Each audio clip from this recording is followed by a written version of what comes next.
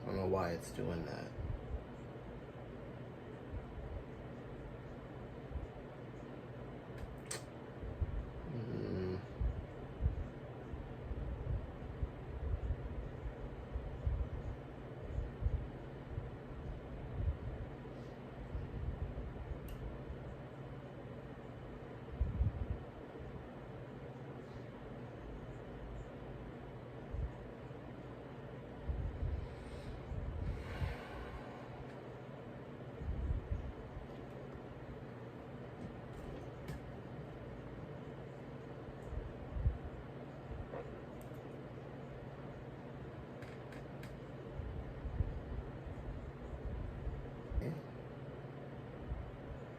Ooh, this thing's lagging behind.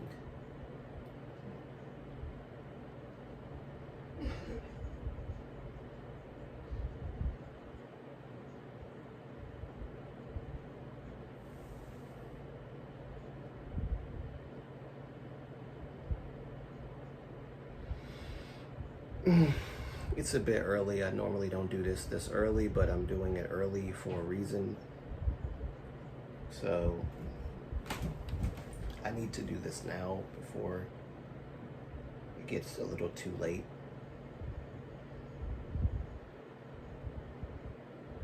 And so I'll wait for a while, see if anybody comes in, and then I'll start talking. But it's an impromptu. I wasn't planning on doing a live stream today, but I woke up this morning at like 7 o'clock and I felt the need to address some things that need to be changed as far as the live streams are concerned, because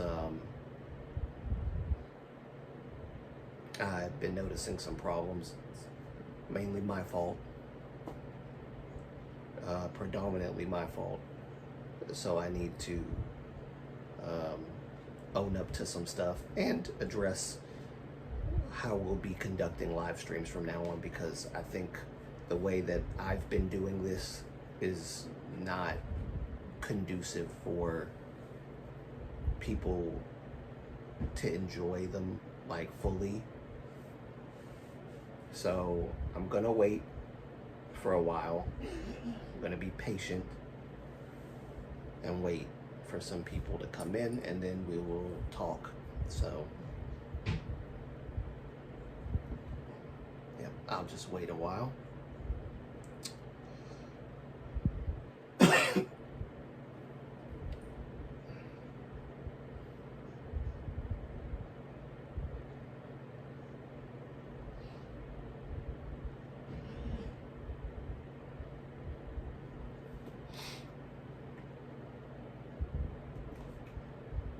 mean, I may start anyway because I feel like I'm going to be talking to myself for like the first 20 to 30 minutes or so, because of how early it is. It's almost 11 o'clock, so I wanted to do this early.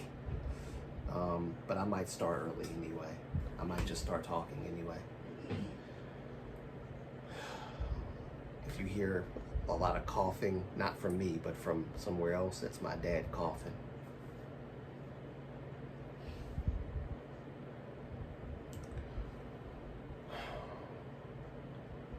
And I won't take too long. This live stream will not be long, I promise. I promise this will not be a long live stream. I'm only doing this for what I'm doing it for, and then after that, that's about the end of it. It won't be a long, drawn-out live stream or anything like that. So, yeah.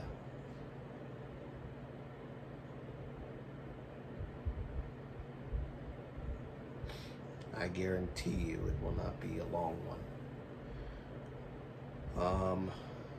Guess I should just get started, shouldn't this out the way.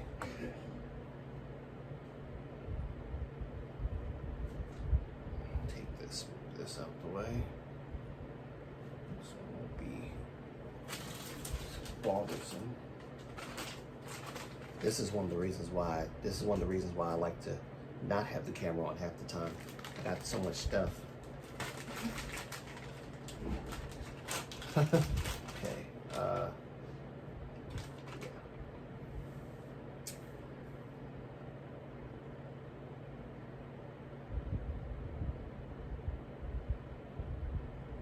All right. I'll start because I don't want this to be too long. So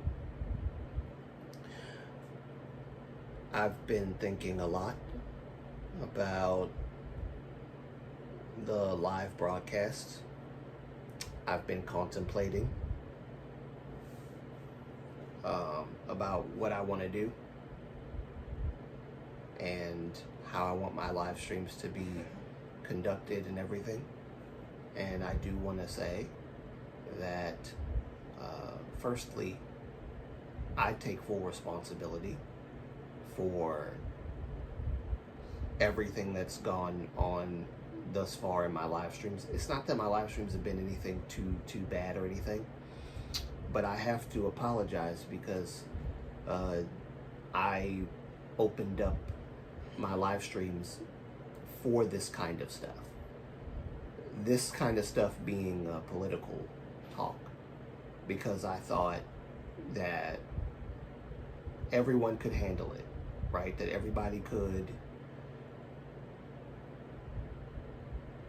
conversate in a manner that wasn't like aggressive against individuals. Now, that said, I have said many somewhat aggressive things about the Democratic Party, but that's because I know things and I pay attention, but I don't want to make these live streams about politics at all. So I want to apologize to all of the Moonbase who might have, looked at my live streams and was like, I want to come to a live stream and not have to talk about this stuff. Choose Vault. Hello, Antonio. Hello, welcome.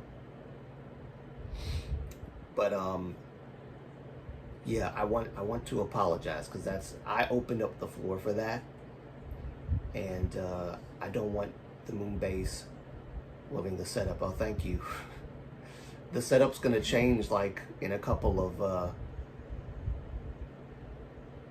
what happened on the lore.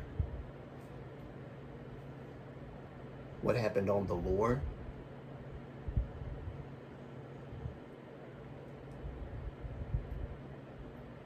Which lore?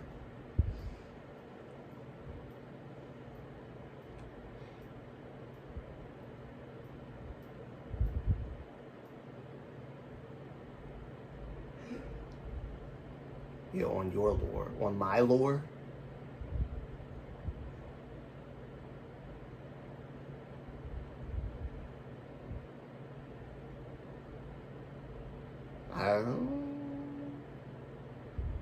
You might have to refresh my memory.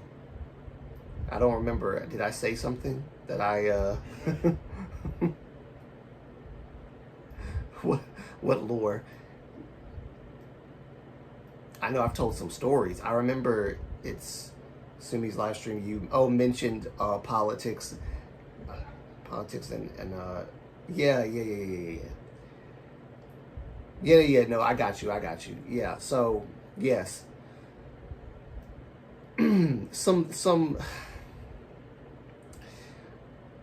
The thing is that I don't mind talking about politics. The problem is that when it comes to certain political topics, things have gotten. I said that things didn't get heated, but things did get heated. Like if you look at, well, I pretty much privated that live stream, so you can't look at it. But the last live stream was really intense.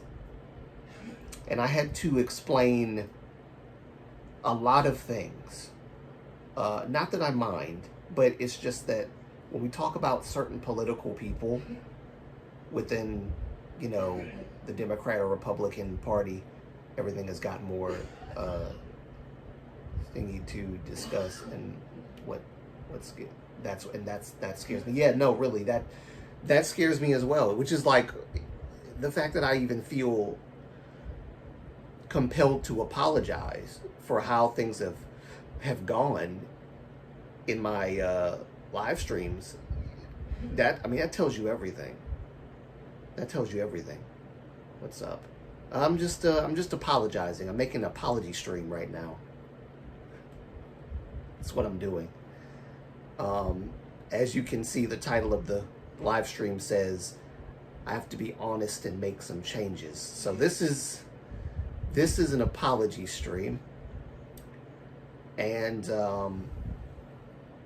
because I need to be honest about the trajectory of the live streams. The channel's fine, but I don't want the live streams to affect the channel negatively because of not the YouTuber apology. Yeah, I know. I have to go there. But yeah, we're talking about like specific political things. As much as some people will say, you're not crying, we don't want it. I won't cry, don't worry. If you want that, you have to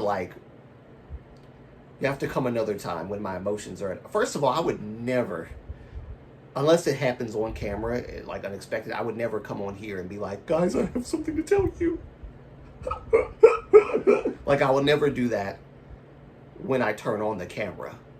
Okay, I don't like that kind of thing. But I do feel the need to apologize, though, because the reason why the live streams have been so politically charged is my fault. I opened up the floor for that because I thought that people could handle it. You're not crying. You're not gaslighting us. You're not playing an ukulele. 310 apology.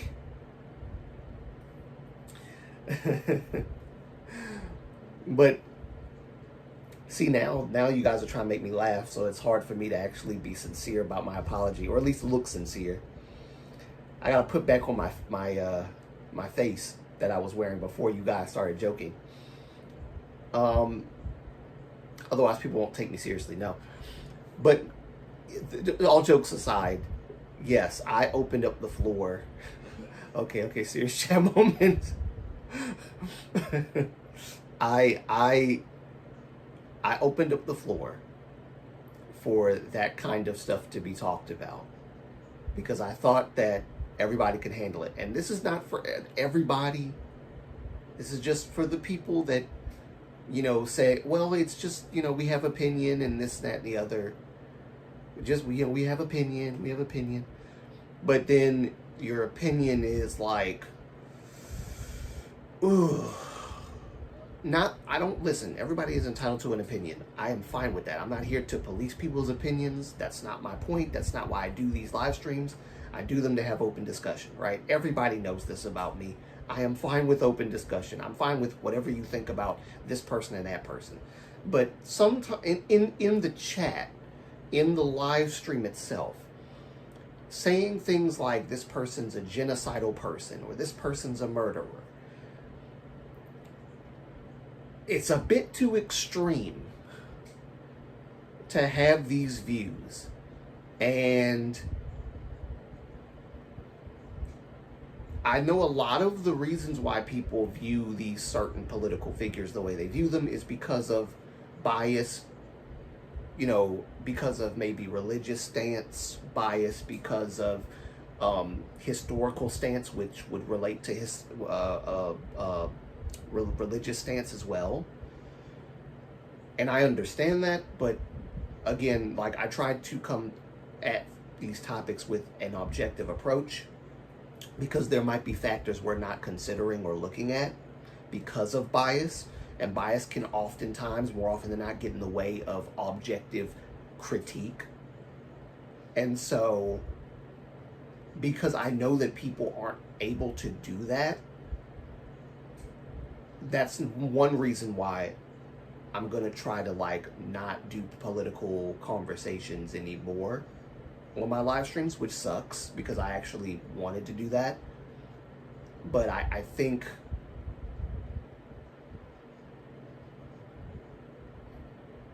yeah, yeah, yeah.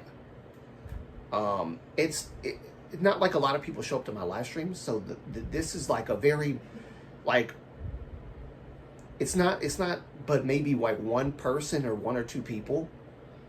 um I'm trying to be very careful, but at the same time it's like they know who they are because I'm literally talking about specific things that have been said about a specific political leader by a specific person.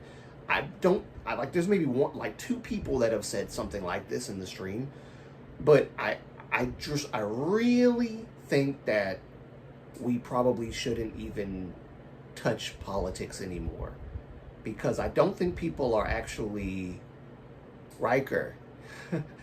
Yo, hey, I was actually going to contact you and Ninguk and Chinese Nuna that I was doing a live stream this morning, but I hadn't done it, and I need to actually do a better job at that. So that's, again, I have to apologize for that too because I'm not being a very good room manager.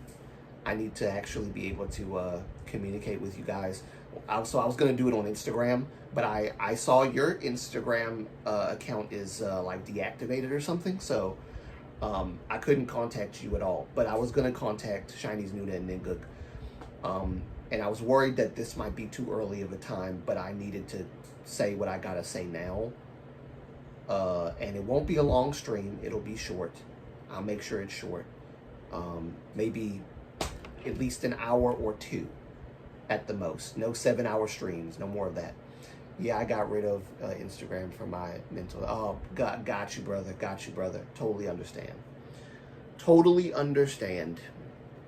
I've thought about it myself many times to do that, and I might still go through with it, which would suck, but I might still go through with it anyway.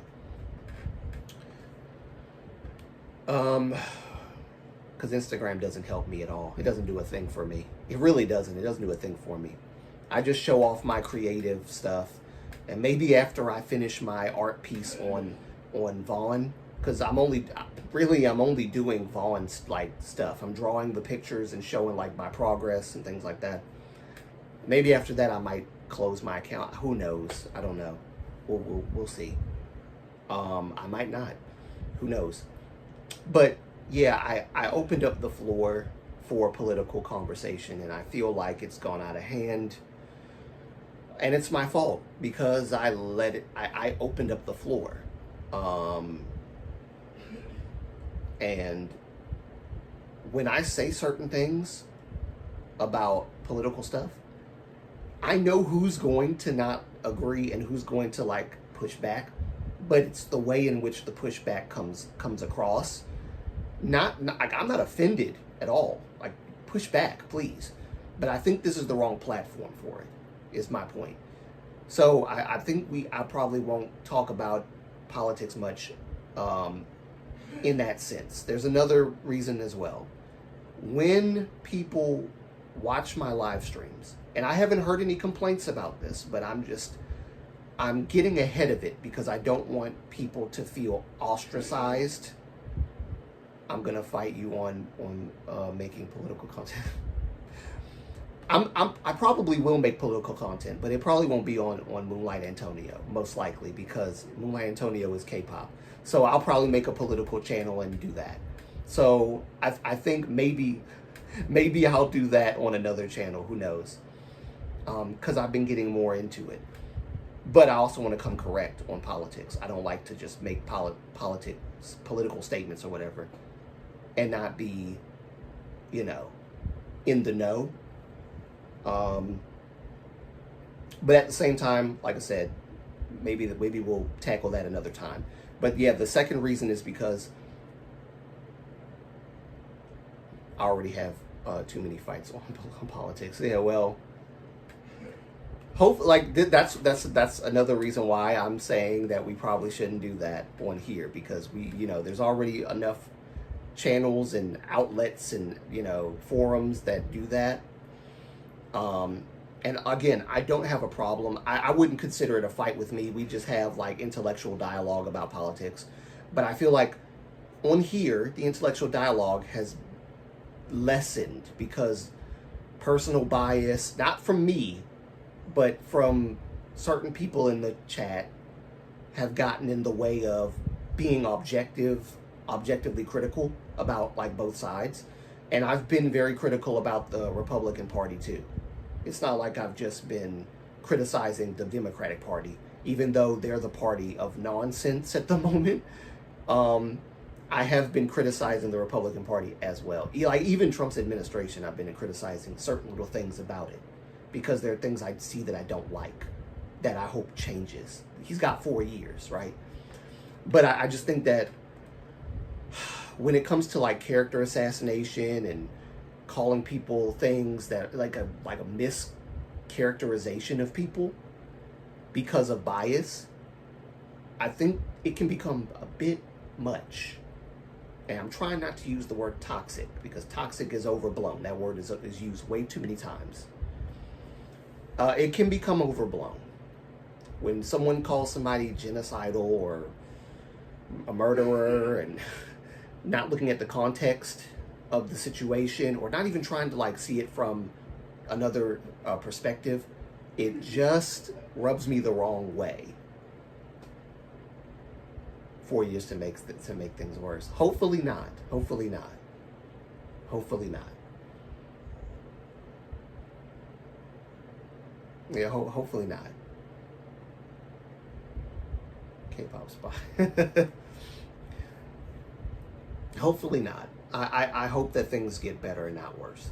But so far it's not been bad, but there's been some issues, okay? But that said, I've been more than charitable, I think, about talking about political stuff on my channel. I've been more than charitable about everybody voicing opinions and things like that. And like I said, I'm not bothered by people's opinions at all. It's just character assassinations and generalization, or not generalization rather, but mischaracterization. There we go. The wrong shun I said out of my mouth. Mischaracterization and things like that. I don't like that kind of thing. But yeah, that's one reason. And the second reason, which I cut myself off like 3 times trying to explain the second reason. When people come to my channel, they literally suggest that Karina is a feminist. Like, bro, chill. Okay, I'll voice an opinion.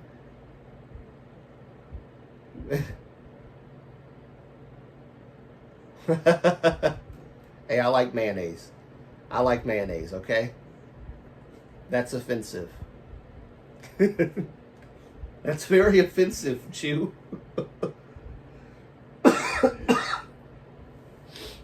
I stand hashtag liberate the mayonnaise, okay? Free the mayonnaise. Justice for the mayonnaise, right? But yeah, when people come in to the live stream, they watch the playback, right? I don't want them to feel ostracized. I don't want them to feel like, dag, Moonlight is like missing the plot. He's losing the plot of his own channel because he's talking about all this political stuff. And I come to his channel to get away from all that stuff. And then I find myself right back, in the real world when I'm trying to talk about K-pop, or I'm coming into the live stream for the purpose of discussing K-pop, and here these guys are talking about Trump and Bibi Netanyahu and Palestine and Israel and all this stuff. And I do feel like some people might not jive with that. And so I want to be a sensible room manager. I want to be sensitive to the feelings of the moon base.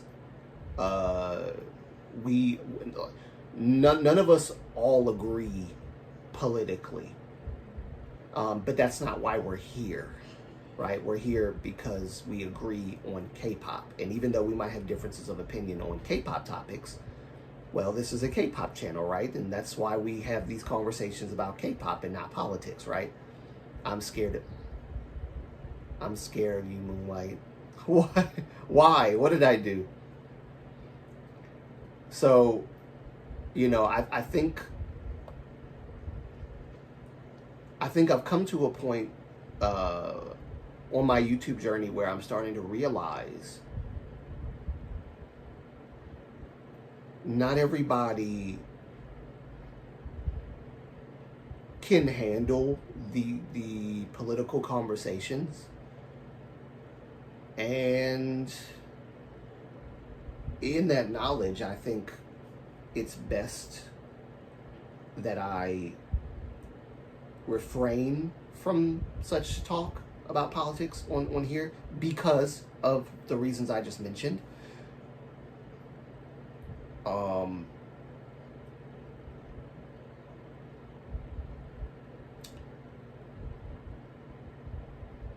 I wish that Ninguk was here because I don't want her to feel like I'm talking about her behind her back. I love Ninguk. She is one of my my mods. She's always been very. I'm extremely liberal, but I'm willing to hear people's perspectives, and that's great. That's amazing because not a lot of liberal people who are extremely liberal want to hear people's perspectives that's on the opposite side, or even understand them.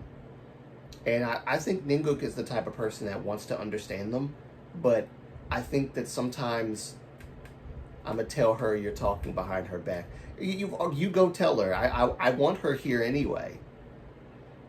And this is not a scolding of anybody. This is not me scolding Ninguk because it's my fault.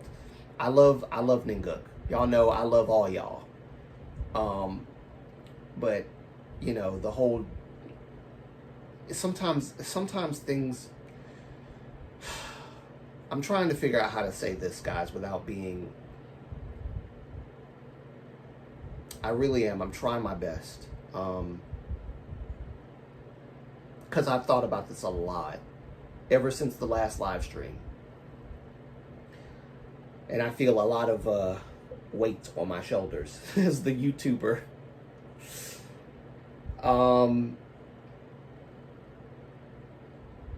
Sometimes people take people to extreme. Yeah. And Ninguk is very liberal as well. But sometimes I think some discussions are best left,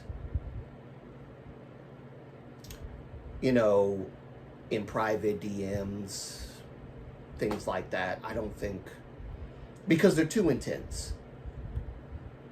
And especially talking about particular parties like Democrat, Republican, Israel, Palestine, Ukraine, and Russia, and things like that. Sometimes it's a bit too intense, right? And I think that I get carried away in conversation. I know myself well. I get very carried away in conversation. I get very excited and a bit passionate trying to explain things. And I just feel like it's the wrong platform for such discussions to be had. Unless it's K-pop or South Korea related,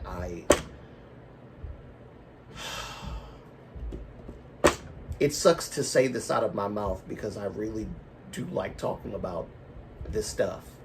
Because it interests me. This is the America that I will be living in for the rest of my life. My parents don't have to deal with all this stuff. It's this is not their time anymore. Their time is past. But Moonlight Politics channel then. When, I don't know. I don't know. I don't know. A part of me is very self-conscious, and I know this is probably very vain of me. I'm already hated already.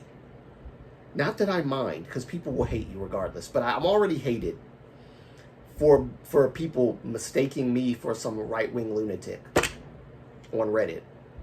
I I don't want to make more enemies, and a political channel will definitely do that. But I feel like that happens no matter what side of the aisle you're on. So I don't know.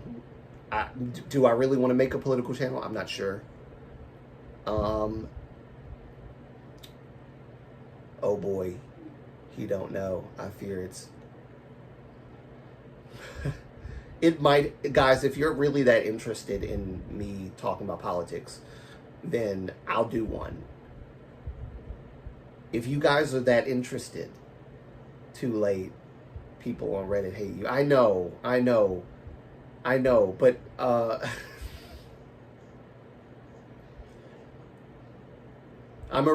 here's the thing. But to see, this is another form of character assassination, right? When people don't know who you are, don't know what you're about, they assume things because of a few things you said on K-pop videos, not even political videos, K-pop videos. And they assume that you're some right-wing lunatic or a left-wing lunatic or a centrist lunatic or what do you call it? A moderate, whatever they call these different things. What's the independent? An independent lunatic? When they do stuff like that, it's character assassination. They don't know who you are, and I don't want people to do that. Unfortunately, people have done that to me already. Are you the only Republican leaning in your family? No, actually, no. Me, my brother, my older brother, he's in the Navy. Like I said, my brother knows things about the government, and I can't get too deep about that. But my brother knows things. He's in the Navy. He's in a branch of the military, so he knows things. So he knows what's going on. He knows. So he's for the most part. I don't know if he's Republican. He might just be independent, for all I know. I don't think he's claimed any particular party. I'm not entirely Republican. I'm more so of a independent thinking person. If Democrats are actually doing the right thing, I'll say so. If Republicans are doing the wrong thing, I'll say so. If Republicans are doing the right thing, and vice versa with the other side, I'll say so. Like, I'm not really for either party. I think both parties have issues, big issues, that need to be addressed and fixed. Will they get fixed? I have no freaking clue. No freaking clue. Is that pills? Yes, it's pills. I'm hearing this shaking and rattling sound. Now I know why I'm hearing that. Okay. I don't know any independents that are that's a lunatic, actually. I'm sure I could thoroughly think of one person that claimed. Oh, I can think of a person that's an independent who claims to be an independent, but they're actually a lunatic. I can actually think of one. Didn't Shep said that said that and she got well, yes, yeah, that's true. Do you think Kamala should have been president? No, absolutely not. No, I don't. I don't think she should have been president. I don't think she was fit. I don't I don't care if she's a woman. I don't care if she's black or Jamaican or whatever she claims to be. As long as you are fit, I don't think she's fit. She, and I don't like how she treated the black community as if we are, how do you say,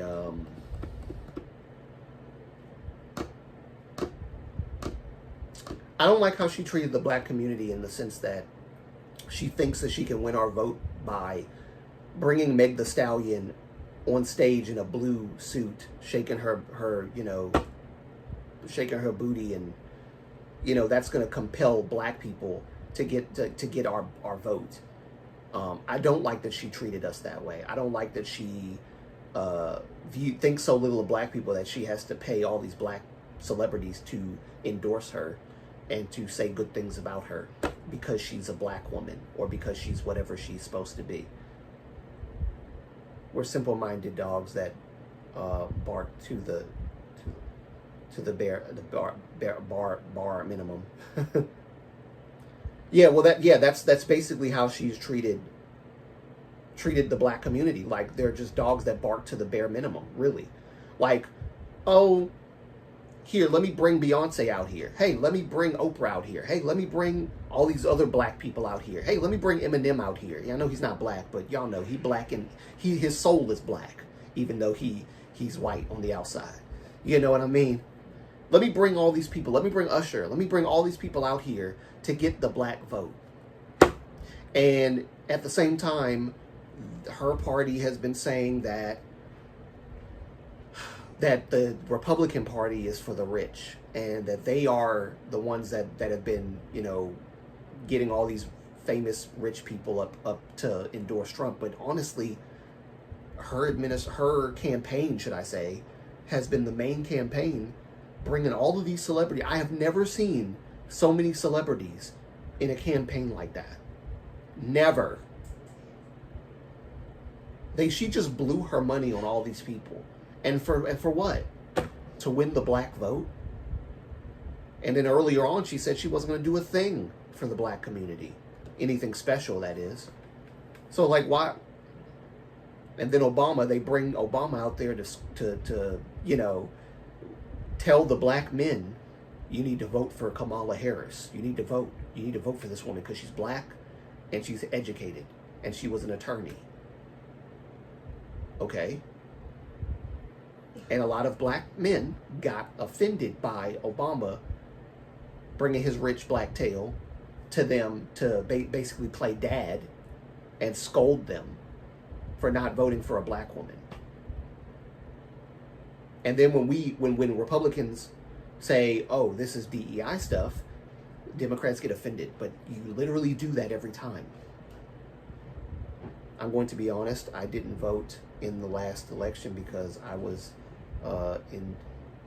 indecisive, even though I've been taught since childhood that the Democrats are for the... Yeah, I was taught that too. Eminem is black. Right. Didn't she go to the black rally and put on a stereotypical black act? Yes, she did. Yes, she did. She tried to put on a Jamaican one too, which was funny. Have you no sympathy, man? I was like, what the? You don't talk like this. She's a chameleon. She just morphs and changes with the environment that she's in so that she can win the votes of the people. And I'm not saying that there aren't politicians that haven't done that, but at least one thing I'll say about Trump is that he doesn't change for any daggone body. If you didn't like him because you don't like how he speaks, he's not going to change for you. Shocker, guys, when you scold people for what they don't think is justified, they will turn on you. Yeah, right, exactly. At least the Keke Palmer interview was funny. I agree with that. I agree. It was.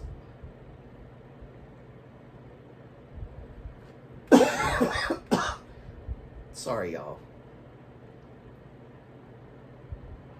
I still have a cough from the flu, so the cough is probably not going to go away for another month or so.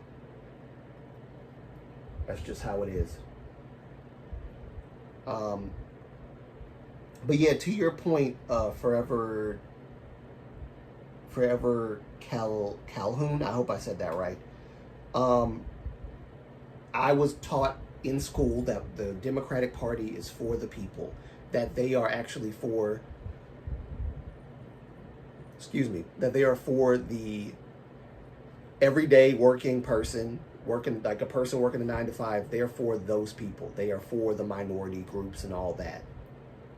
And that the Republicans are for the rich. That's what I've heard all my life. Mind you, I grew up down south. I grew up in Alabama.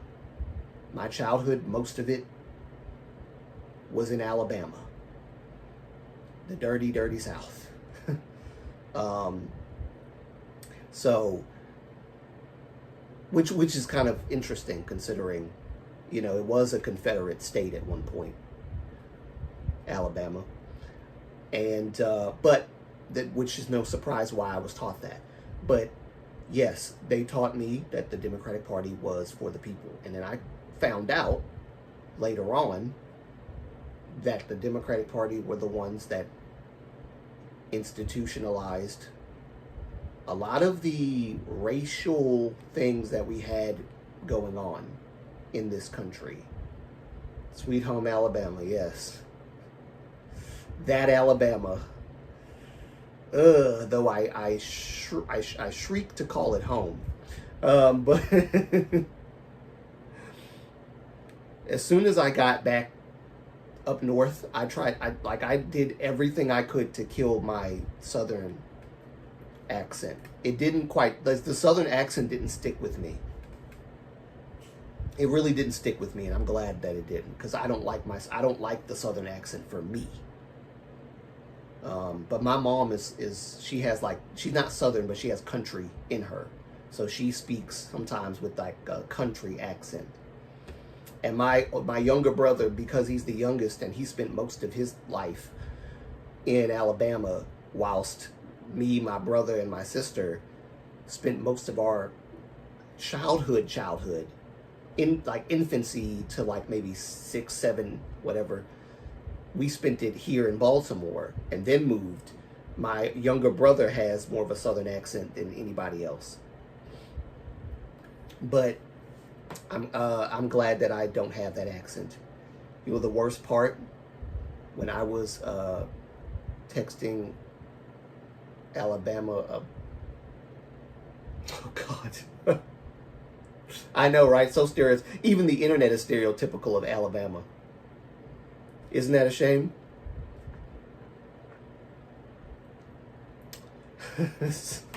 When I was texting Alabama, a banjo appeared.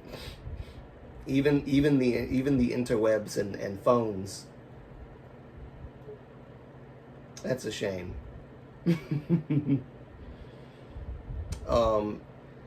She couldn't set herself apart from Biden, so she didn't want to either. So people went, nah, LOL. Like she nuked her campaign by failing to say what will be different with her. Yes, and on The View, remember, they asked her, what would you do differently than Joe Biden's, presidency? And she said, nothing comes to mind. She couldn't think of anything different. But then when she was asked on another interview, she said, well, my presidency won't be like Joe Biden's. But she couldn't say in what way.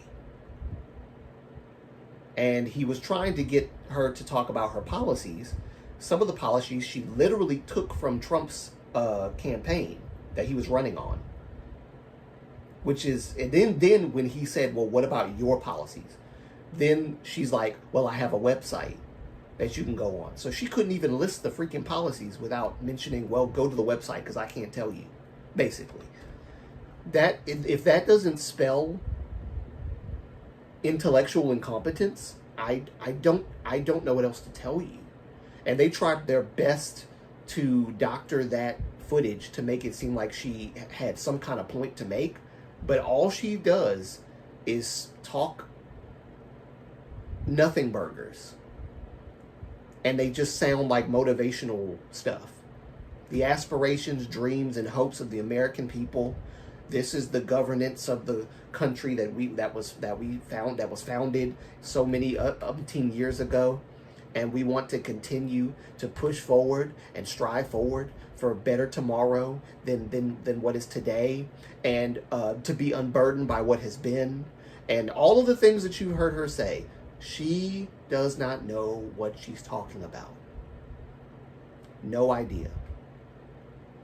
But the black community wanted to vote for her because she's black, and they wanted somebody that looked like them. Again, that's called DEI. Am I wrong? Am I wrong somewhere for calling that DEI? Am I wrong? When you hire someone or you elect someone because they're your color, instead of are they good for the job, it's DEI. You know? So no, I don't support, I don't think she should have been president. I'm glad she wasn't. And then censorship would have been even worse. And the border would have been even worse. Remember, she was the border czar in the in the Biden administration. She was the border czar. And then she said she hadn't even been to the border. Border czar, but hadn't been to the border in 4 years. And then the reason why she even became vice president was because the black community said, Biden, if you don't put Kamala Harris as your running mate as vice president, we're not voting for you. So to get the black vote, he brought Kamala Harris. Mind you, Kamala Harris didn't even like Joe Biden.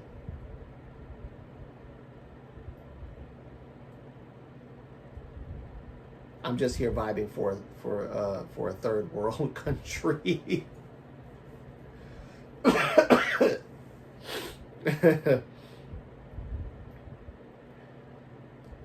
I will always say this: Chew has jokes for days, and I love it.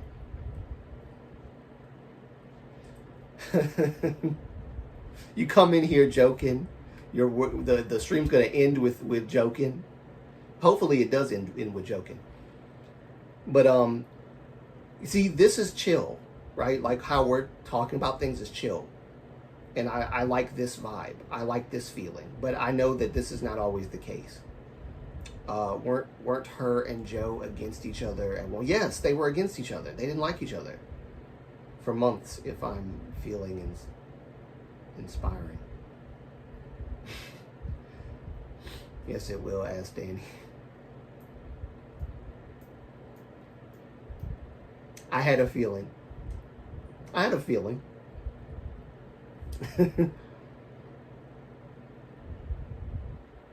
But yeah, I think, you know, this is a nice environment, and I want to do this more, so maybe I will make a political channel, and who knows exactly how that'll go.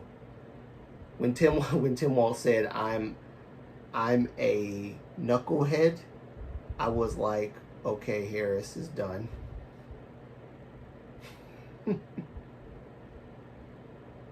That's when you thought she was done.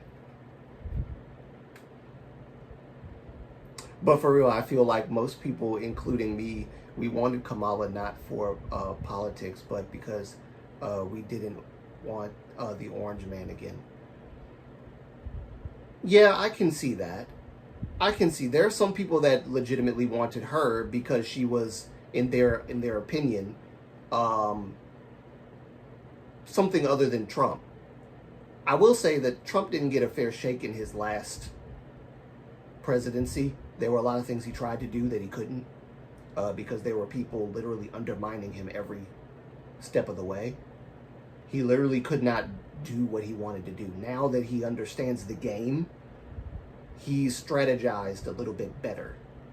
And I don't think there's anything wrong with him being president at this point. Again, nobody had more criticisms and I would say, I guess, attacks of Trump than me. when I was very Democrat minded, no one, and I mean no one, like if y'all had met me before I started YouTube, you would hear my mouth about Trump a lot. I would call him all kinds of things because I believed that that was true. But I believed that was true not because I did any research and looked into Trump, but because I heard other black people saying it. And if enough black people say the same thing over and over again, it must be true, right? It must be true about him. Then you look him up and research him, and he's actually not that. In fact, Democrats turned on him when he had become the candidate for presidency in the Republican Party. If he was the Democrat, nominee, then they wouldn't have said anything. But because he was running for Republican, then they turned on him and called him racist and all this other stuff. And he's the leader of the Proud Boys, and he's the leader of the all these different white racial factions. And it wasn't true. It wasn't true. It just wasn't true. And my brother was trying to tell me. My brother came to visit me from Japan. Him, his wife, my niece, and we had a conversation. And I was like, "There's no way you can convince me that Trump is not a racist." And he was like, "Bro, he's not." And it was going in one ear and out the other. And I researched Trump, and I found out that this man endorsed Reverend Jesse Jackson when Reverend Jesse Jackson was trying to run for president. Everybody else turned and said, "Nope, not endorsing him." Trump called him and said, "Hey, let me know what you need. I'll endorse you." Mind you, this was like a little bit after the civil rights stuff. It was not common, nor was it seen as okay for a white person to endorse a black person for anything. And yet Trump endorsed Reverend Jesse Jackson. I don't think a racist would do that. And that was during the height of racism. Nobody talks about that because they don't want to bring that up. Because it doesn't fit the narrative of Trump's a racist, Trump's a racist, Trump's a racist, Trump's a racist. I used to think that Trump was a racist because he called Kanye West a smart cookie. I'm like, well, you could have left the cookie part out. Why'd you call him a smart cookie? Then I come to find out he calls everybody freaking cookie. Black, white, whatever. He don't care. He just calls people cookie, smart cookie, whatever. That's how it's a figure of speech that I already knew about. But I thought that because he's using it against Kanye, and Kanye's just too dumb to realize that Donald Trump is being racist right now. He's just so dumb. Yeah, I had a lot of the looting starts, the shooting starts, that little thing. I thought that was racist at one point. Come to find out in context, he actually was right. Someone called me a cookie. See what happened. You're beautiful. You're not going to do anything to me, Chew. Come on. If I call you a beautiful cookie. Then again, I guess I would be saying that just to see what you would do or say. So I won't do that. I won't tempt you. I won't tempt you. That's me trying to try you, I guess. So let me not do that, right? But yeah, I had criticisms of Trump like that. Yeah, I'm 5'8". I literally can't do anything, even if I try.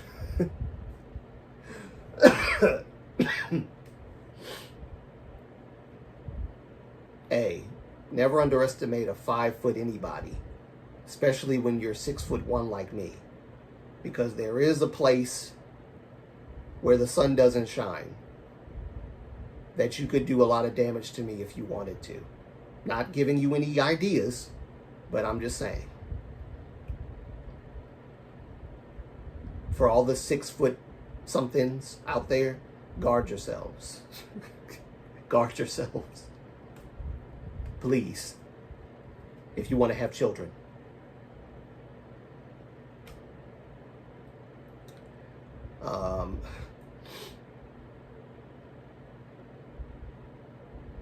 But see, this is chill. This is chill. This is very chill. I like this atmosphere. But this is not always the case. Yeah, I didn't buy that all these celebs didn't know Trump's politics until he ran in 2016. They just didn't want to get canceled by Twitter. Right, yeah. Absolutely. The only thing I like about him was the movie with Sebastian Stan. First time I saw Trump was on the movie Home Alone, Lost in New York, when he was giving Kevin, the kid, when he was giving him directions. That was the first time I saw Donald Trump. Didn't even know who he was. Yeah, the good old-fashioned private party session. Yes.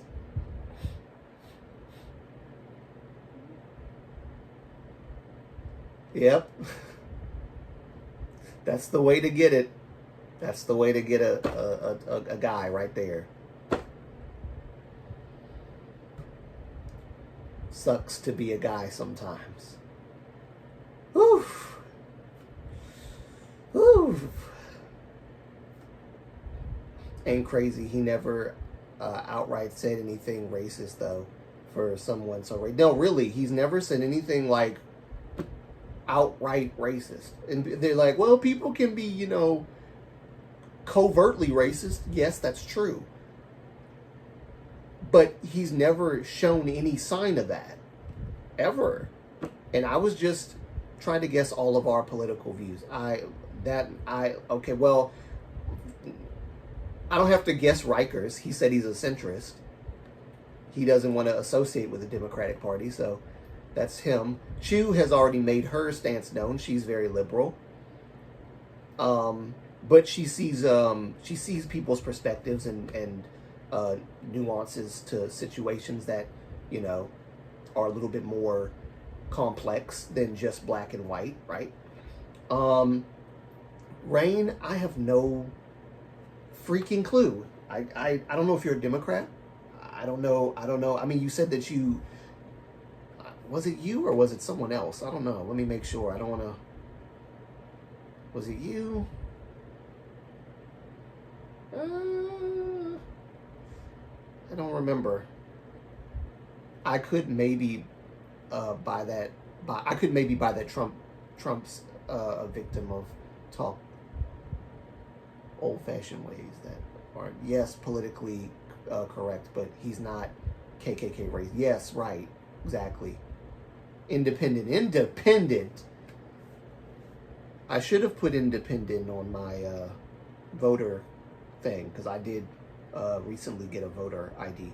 I put Republican, and I should have put independent, because then I could have voted for either one. Because once you affiliate with a particular party, you can't vote outside of it now. I don't know if they're going to change that or not, but you should have the right to vote for whoever, even if you affiliate with a particular party. But I should have said unaffiliated. God dog it. But I actually am not really that much of a Republican, as much as I am just like, there's so many different, there's center right, there's far right, there's far left, there's center left, there's center right, there's moderate, there's what else? Independent. It's like, what? Weird. But I wish I had said that I was I'm a centrist, which more left-leaning views, but I have right-wing views too. Yeah. I think being completely left or right is kind of like, I don't know. I don't want to stereotype an entire group or generalize an entire group of one side, but sometimes I think a lot of people on one side, like they're incapable of critiquing their own side and saying all the things that's wrong about their side is an absolute. You strike me as someone who's center. Is an absolute.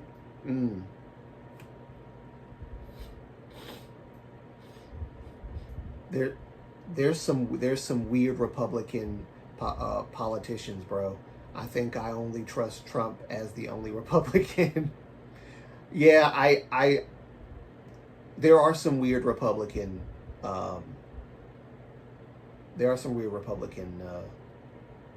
people out there. Not gonna lie, like politician wise, yeah, there are. There might be just about as many weirdos in the Republican as there are in Democrat. They're just weird in different ways. I like common sense politics, and that's why I go the way I go. You know, where the wind blows, common sense is the wind, and I go whatever direction that common sense wind blows. That's it's about, that's how I am. But Trump is probably, yeah, I agree. I think Trump might be the one person that I think has the most common sense out of everybody. Being completely one-sided can make you way too susceptible. I can't read today, y'all. Just forgive me. Y'all gotta forgive me for that. I gotta apologize for not being able to read well either. Being completely one-sided can make you way too susceptible to being a biased shill. Yes, truly. And it puts you in an echo chamber.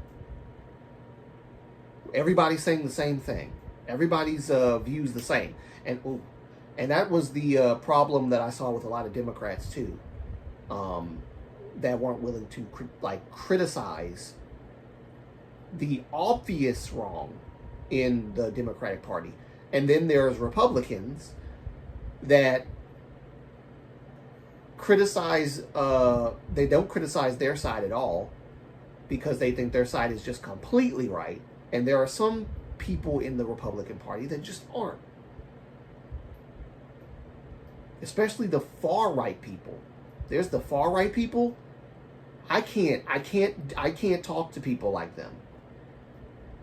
You really can't have a conversation with far right people. You just can't. But as you can see, I'm not a far right lunatic, as Reddit suggests I am. So you guys are having a conversation with me, and it's fine.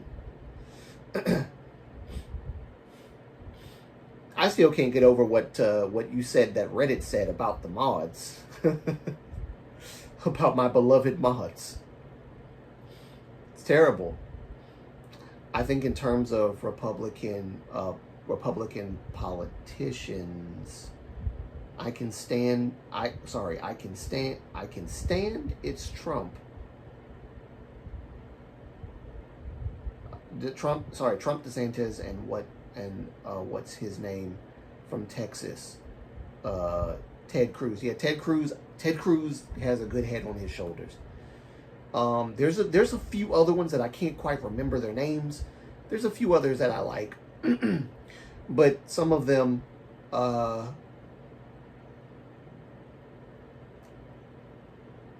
little goofy, I'm not gonna lie, a little goofy. Reddit is so one-sided. It is one-sided, very one-sided. They'll take a clip or take a video and they won't, I don't even know if I guess they show the video so you can watch it or whatever, but they're still very one-sided on their presentation and misrepresentation of what the video is even talking about.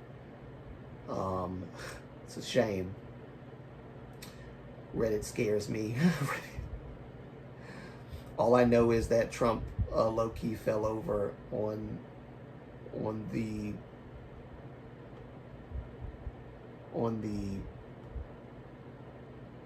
plane stairway, and I kind of giggled. Did he? I didn't see Trump fall over on the plane stairway. Did really? When was that?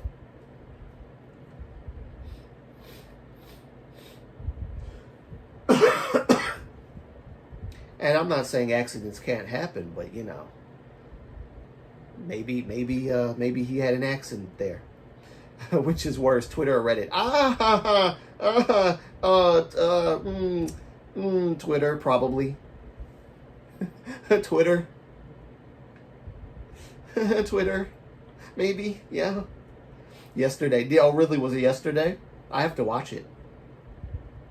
I don't mind laughing for a minute at my president. I love my president, but I don't mind laughing at him. Where there's, hey, if it's funny, it's funny. Can't do nothing about that. Okay, Twitter is most overly toxic, but I'll say Reddit. Reddit, because at least on Twitter you can get Reddit. No, yeah, that's true. That's true. You can't get banned on Reddit. They have ground rules, but nobody ever sticks to the ground rules. I've seen them. They've I made a Reddit account. Not that I even go on Reddit anyway, but just to, you know, see and keep my ear to the ground, see what people are saying. And for the most part, they make rules that nobody follows, and they don't penalize you for breaking the rules. That's what the problem is. Hold on. There we go. All right. That's much better. Twitter is the land of nonsense. Yes, it is. Twitter is truly the land of nonsense. I have one community on X or Twitter or whatever. One community. One. It's not even a K-pop community. It's a From Software community. FromSoft is the publishers and the makers of the Souls games and Elden Ring and stuff like that. I'm in that community, and I talk to a bunch of Japanese players. That's where my Japanese friend group is. So they are so like, they don't do all this dramatic drama-filled stuff like Americans do. They're none of that. They're not no nonsense people. They just have fun. They don't talk crap about people unless it's worth it. They are such kind people.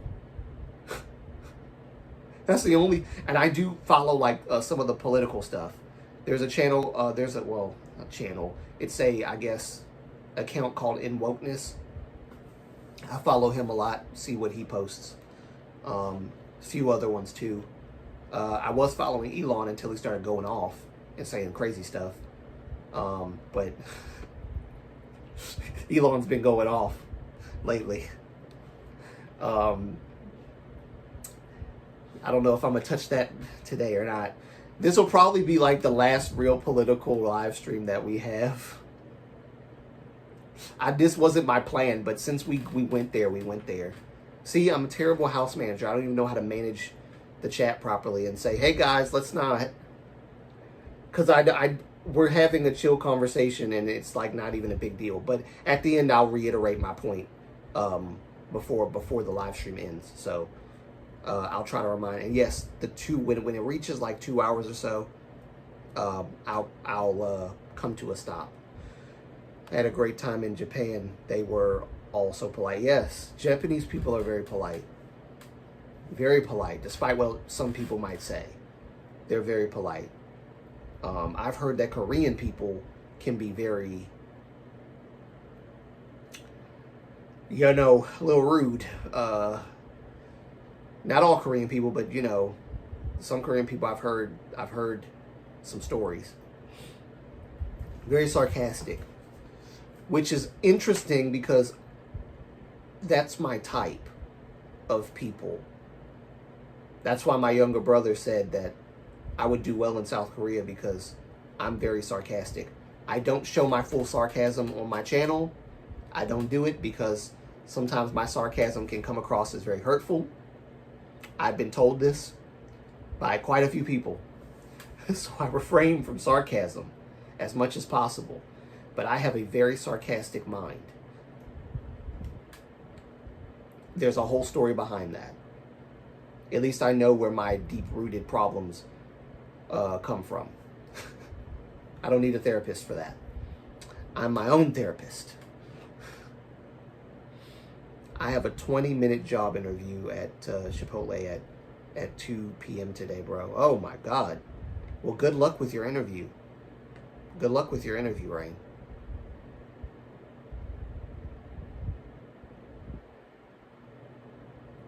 Someone mentions Korea. I think of Xian and Xian.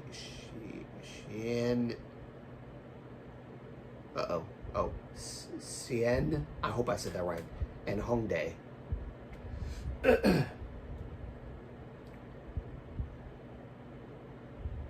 I actually speak fluent sarcasm. Yes. I know, Rain. Oh, I know. Even with you though, I was trying to be mild, because sometimes my sarcasm can be, some people might not be able to tell, because I do it with a straight face, which is not good to admit on, it's not good to admit that. That's why my mom will get offended sometimes, and I'm like, Mom, that was a joke. It was a joke. Ha ha ha, laugh. My sister, she's like everybody in my family cannot tell the difference between when I'm being serious or when I'm joking. Sometimes, not all the time. And I think your sarcasm is so good, it can hurt my feelings. See, there you go. You're doing it to me. At the Moonlight videos were sarcasm. All the Moonlight videos were sarcasm after all.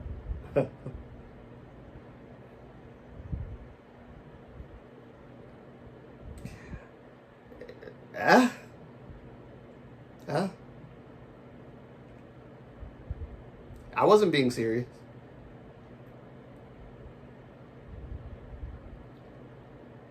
I try not being sarcastic with my girlfriend. LOL, she isn't good at picking it up and always yeah, right. But that's good though. That's good. You got to learn your spouse, right? Learn your partner, so that you don't, My mom is not a sarcastic person either. She doesn't understand humor. My dad is not sarcastic. He's just goofy. He's sarcastic at times, but his sarcasm falls flat. That's why he had 4 children. Because 4 of us were very sarcastic. My sister is very sarcastic. Such a smart mouth. I mean, I'm talking trash about my sister, but it's true. She's a smart mouth. She's smart. She knows exactly what to say, when to say it. And the thing about women, and I'm not dunking on women. Women are great. And this is one of the reasons why women are great. Maybe not, depending on how I feel about it. Thing about women is they can remember things from the past 10 years. And all you have to do is slip up one time and they'll bring it back up. My sister she can remember when I did something to her when we were kids. And she'll bring it back up and say, yep, you're doing it again, Avery, you're doing it again. It's the power of women. I don't know what it is about that memory. Men don't have that. We let things go and then move on. Women, they hold on to it so they can bring it back up in a later argument. Hey, you remember 5 years ago, you did the same thing. You did the same. Yep, that's power. I don't have that power. But my sister's very good at that. And I don't like arguing with her because she's very good at it. My older brother, he's very smart aleck too. He was the first smart aleck. My younger brother, he still needs work on the sarcasm and smart aleck stuff. Well, actually, no, he doesn't. He's not a smart aleck. He's just bluntly Anyway, I'm just going to leave that alone. I'm going to leave that alone. Anyway, I won't tell on all my siblings. Psych just did. Oh, I don't. My girlfriend is a very kind-hearted person, very sensitive, so I turn off my sarcasm. Oh, see that? But that's love. That's what love does. That's what love does. Your relationship will last for a long time, brother. That's real. That is real love right there. Of course, she's a smart mouth. She's a smart lady, as all ladies. Some ladies aren't, though. Some ladies aren't. Some ladies aren't that smart. Just like some men aren't that smart. You know. Some ladies, some men and some ladies just aren't that smart. But my sister is. I'm not. But my sister is. I'm just making that. Let me make that clear. My sister is. She's not some ladies.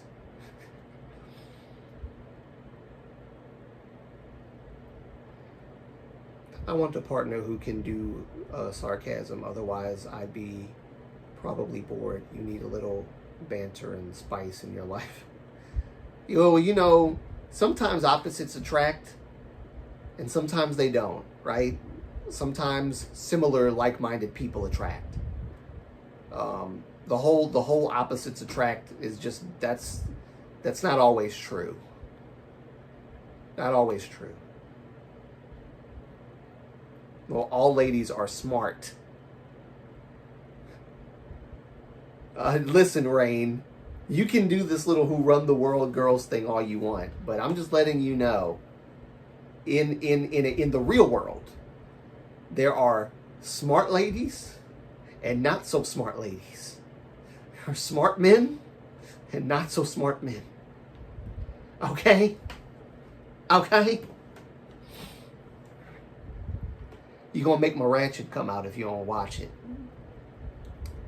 And that tone of voice that you're taking with me, I don't appreciate it. No, all ladies are smart. Like, don't. Before I block you. No, I'm just kidding. I'm not going to block you. I like my man a little toxic. Toxic. No, not toxic. We don't do toxic here. Oh. You need a good guy, not a bad guy. So basically you're attracted to bad guys, aren't you? I misspelled. Well, I like the toxic because it sounds more something like what you would say. I like toxic. I know I like the toxic. Put toxic back. I like toxic. Toxic. I like that.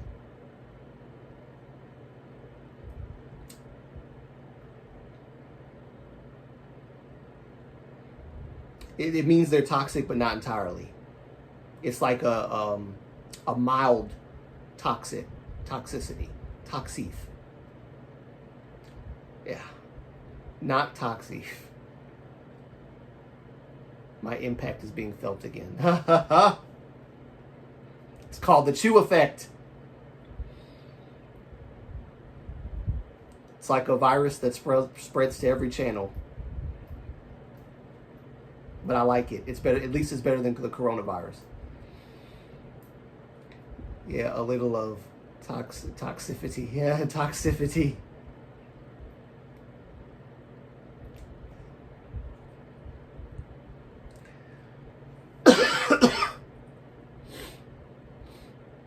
I personally need a man who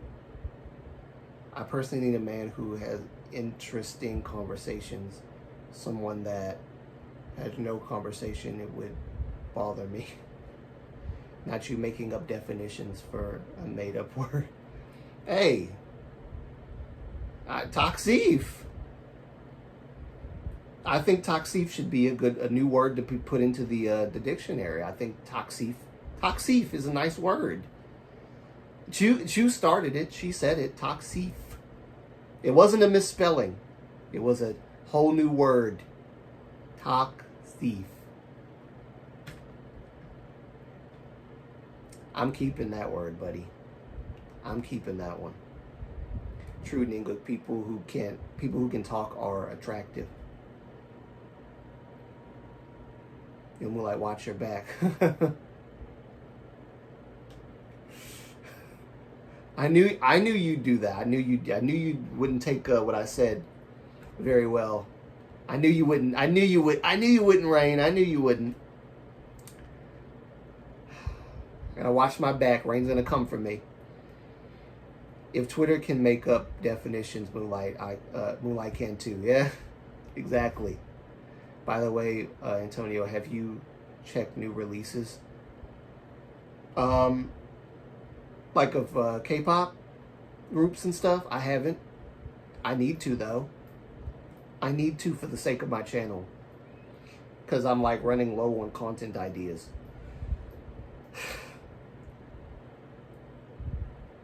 Yeah, I'm running low on content ideas, so I need to do that. K-pop or music in general. If I have, I might have forgotten.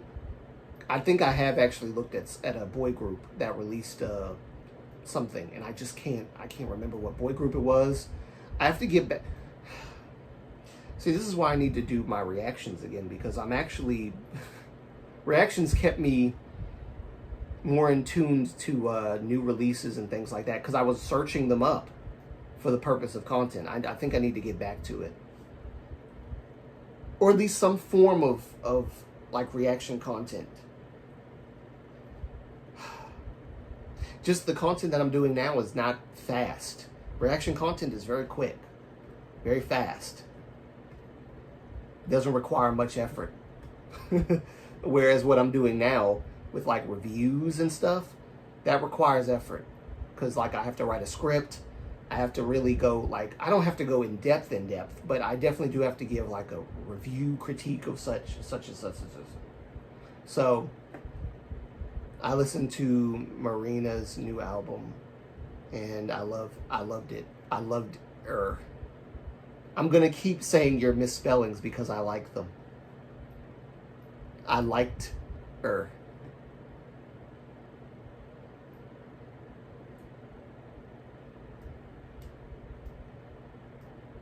Okay, I'll have to check it out then.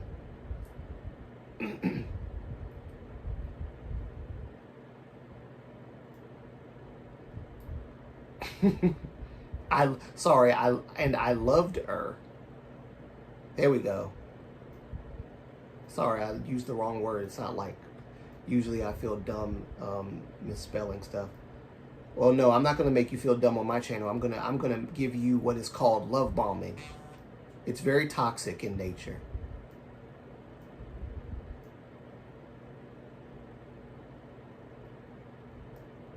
Don't worry, I will never let you feel bad on my channel, ever, for misspelling things. I will love bomb you.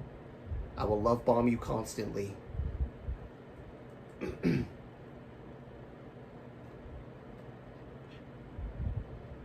Love bomb. Here goes your toxic love bomb from me.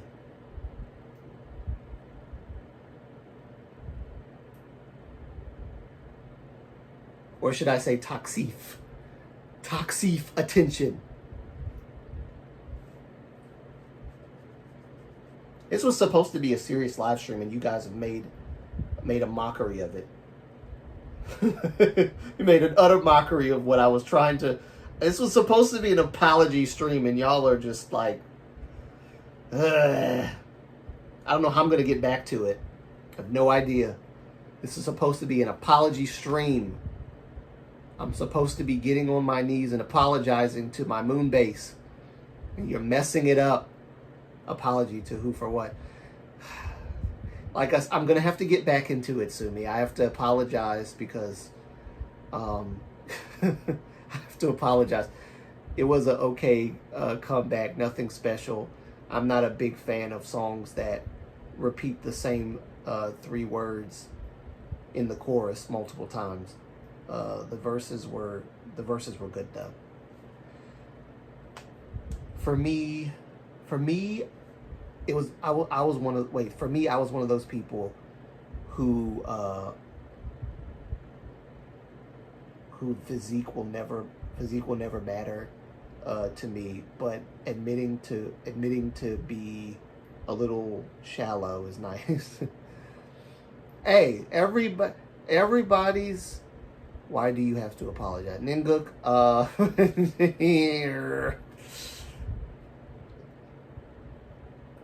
Yes, I have to apologize. I started off the stream apologizing, but I have to reiterate it because get out the ukulele. Oh, here we go.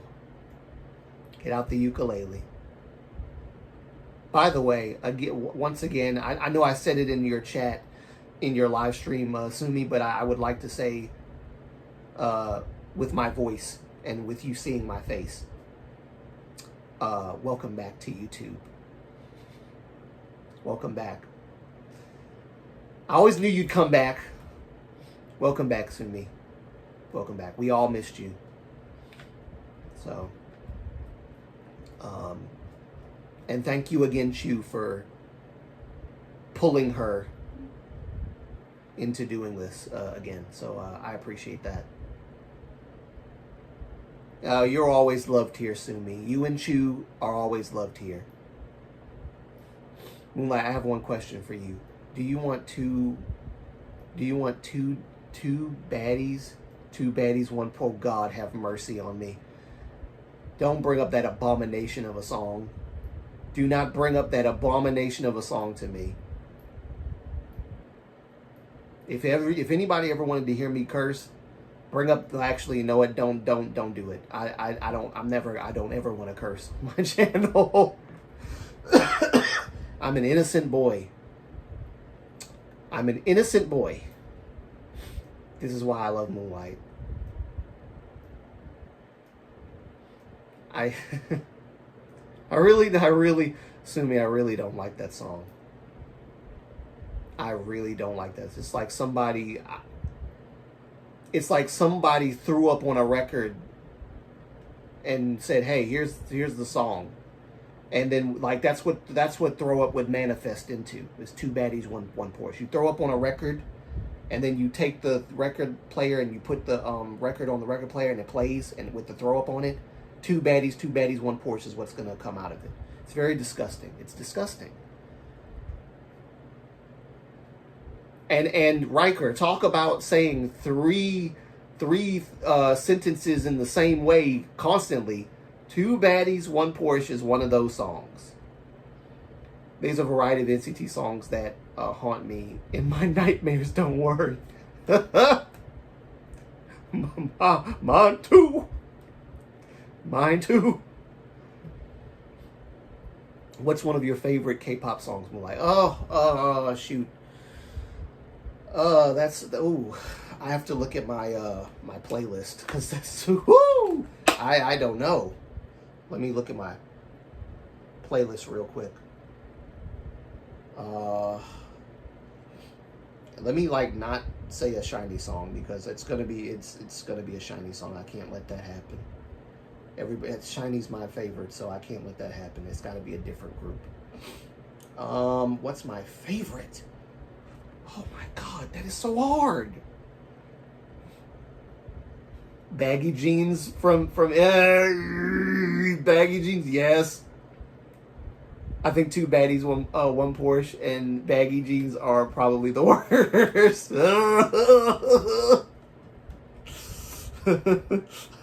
I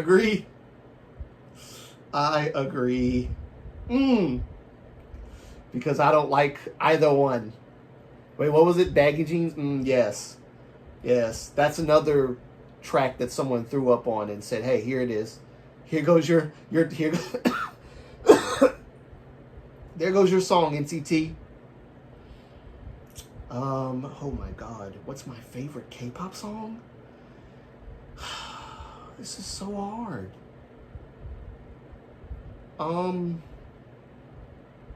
Oh, freak. I even have some of Edward Avila's music on my... I don't know if you guys even follow Edward Avila like that. But Edward Avila came out with some songs. He came out like with some, like 3 songs. And I have all 3. Hold on. Then that's not my favorite though. Let me just, that's not, hold on. Let me find the actual favorite. I just brought him up because I just saw him on my playlist. My favorite? This is a hard question. I don't like these kinds of questions. Don't ask me questions like these anymore. These are very hard. My number 1 favorite K-pop song. You know what would be worse if like I told you that it was a Rise song and I don't even listen to Rise anymore because of the whole Sunghan thing?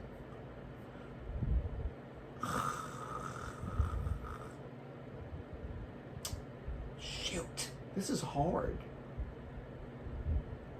Huh. I don't know. Probably be worse if I said it was a New Jeans song, actually. Oh my God, I don't know. Let me go up for a minute here. Oh, wait. Maybe, I don't know. Maybe Hot Times is my favorite. Maybe Hot Times is my...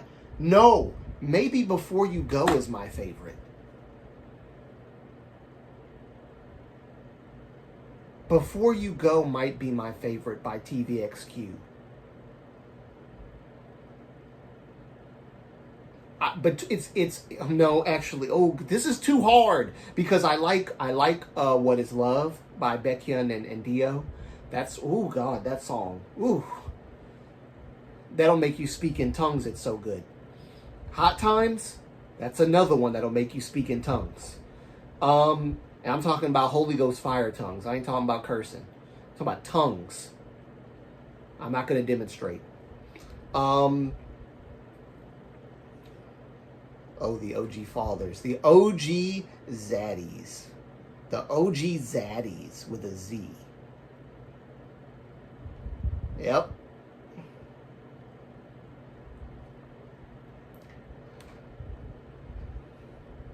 See, that no right-wing lunatic would never use the word zaddy. Zaddy. Moonlight, don't feel bad for Sunghan. He knows what he did he knows what he did by checks the list of dumb reasons idols get canceled having a potential girlfriend. Sorry. Yeah, that's true. 2 baddies ended before you go. 2 baddies on top.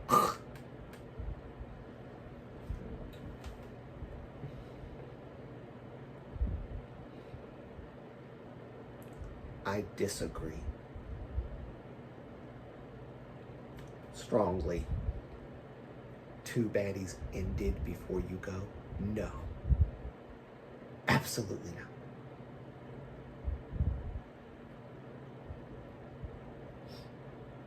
not. I don't think there's many songs that could ever, like, crush Before You Go. Max blew the freaking lid off. Imagine telling someone your favorite song is 2 Baddies. Never in my life. Or Sticker. Never in my life. Sticker is... It's like I have a love-hate relationship with Sticker. I like it. There's certain musical parts of it that's like really... I need to make an in-depth video of 2 Baddies. I mean, not 2 Baddies. God have mercy. See, y'all got me saying 2 Baddies.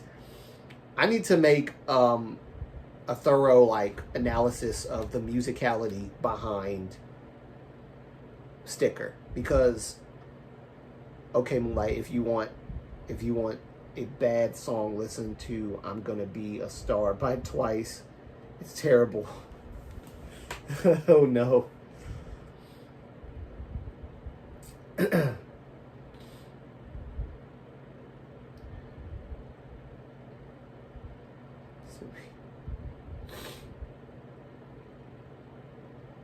2 bagels, 1 lunch.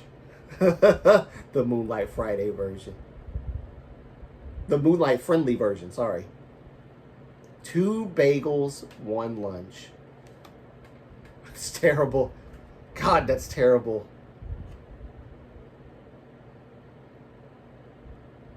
2 kittens, 1 cat, right? Or 2 kittens, 1 dog, right?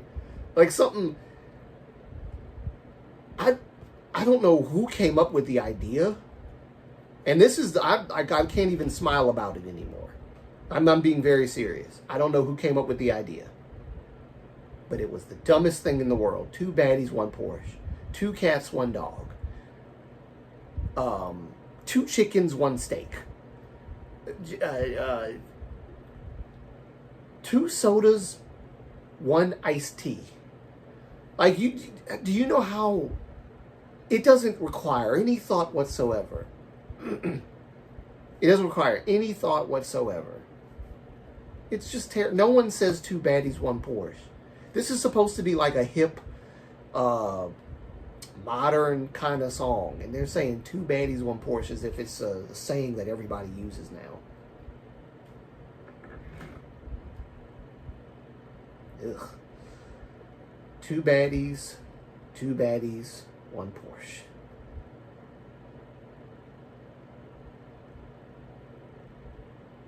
Tesla gnarly. Tesla gnarly.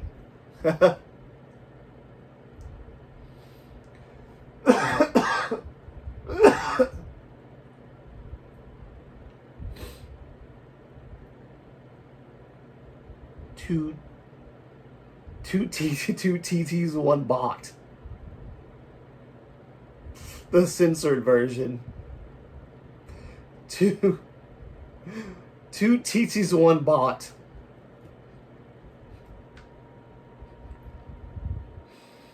If that ain't Toxif, I don't know what is. 2 TTs, 1 bot. They yell that part too. Maximum annoyance. Yes, they yell it. It's not only that they say 2 baddies, 1 Porsche. It's like 2 baddies, 1 Porsche. 2 baddies, 1 Porsche. And I'm just like, oh my God.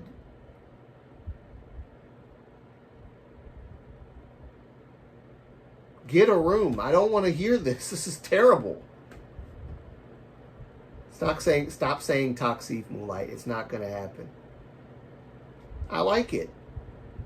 I like Toxif. Toxif. It sounds elegant. That's why I like it. I like Toxif because it sounds elegant.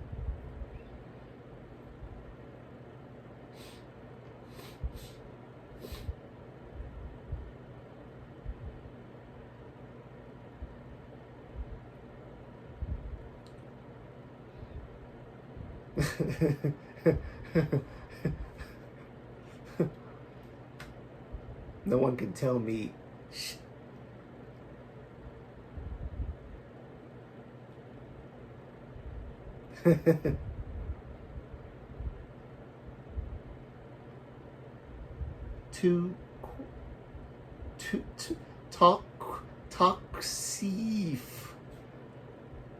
Toxif with a QU to make it more elegant.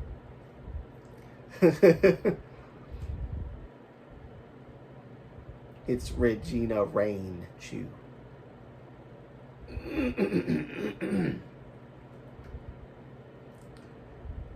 Toxif, but French. Yes, that gives me French vibes. Toxif. Toxif. Bequeath. Antif.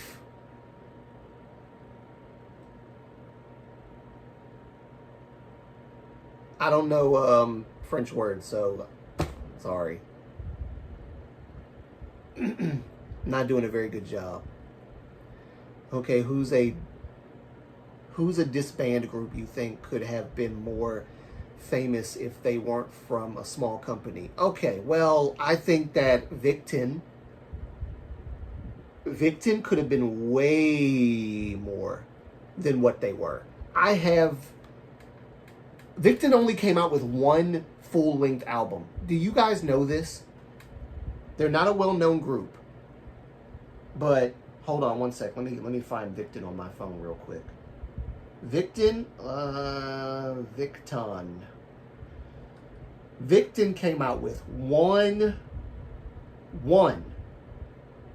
full-length album.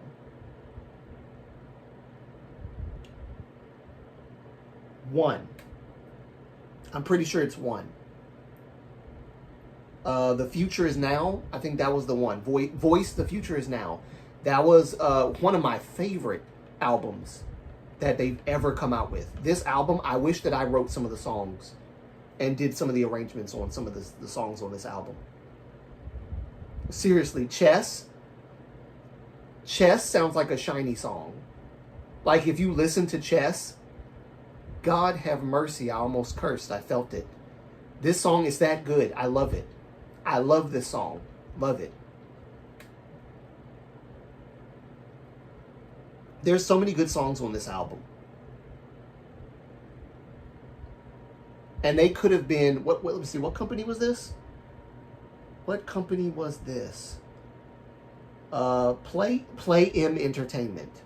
Yeah, not a well-known company.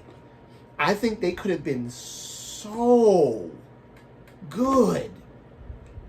But I think the company, I don't know what's going on with Play M. But Do Hansei was my favorite member. The boy could spit fire. I have never heard somebody rap like that. The boy is a monster. But they disbanded, I think, 2 years ago. A year and some months ago, or maybe 2 years. I think it was 2 years ago. I wish they had stayed longer, but they've been a group for a long time. If I can find their discography, it would help.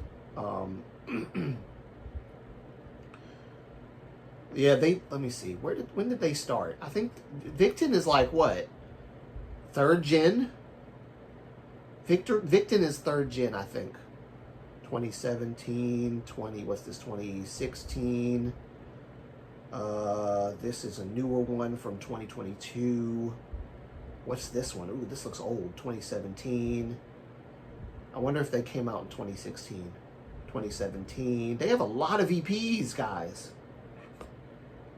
2020. Okay, so they must have debuted in 2016. Maybe I need to do a essay on Victon, because they didn't get a lot of shine. Late 3rd gen. Yep, that's right. Late 3rd gen. Victon was freaking rated. Underrated.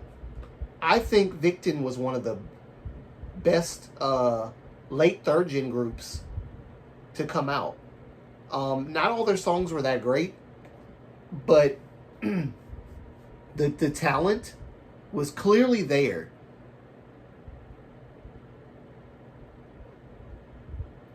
And if that was one, it was messing up my words.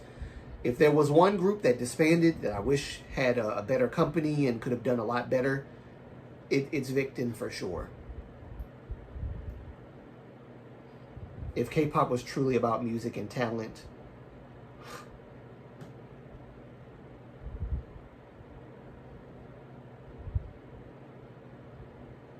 you don't have a song like Tweaks and Remain New. Right. That's true. That's right. That's true. I always get angry over Unique being flopped by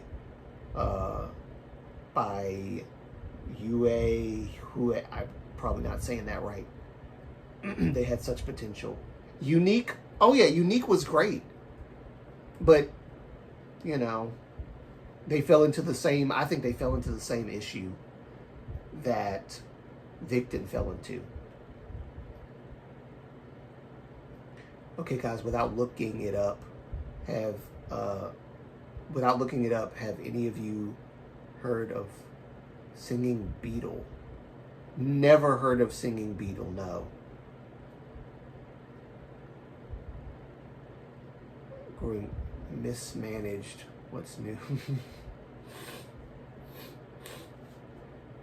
Beetle Entertainment. I've never heard of Beetle Entertainment. That is... There's so many freaking entertainment companies I have never heard of. Never heard of Beetle Entertainment. How do you eat that?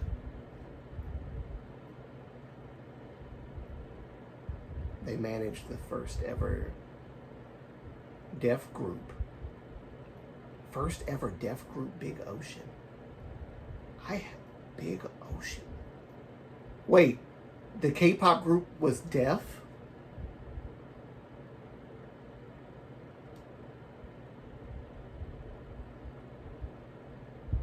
What? Well, wait, I'm sorry. I've never heard of this. The K-pop group was deaf? Yes, they were hard of hearing. What?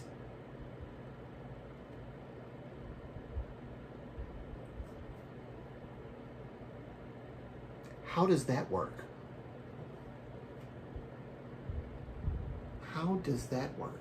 You know, all of the members are deaf, and they perform. How? I mean, I'm sure they have hearing aids, but like, I've never heard of a deaf group with in-ear monitors.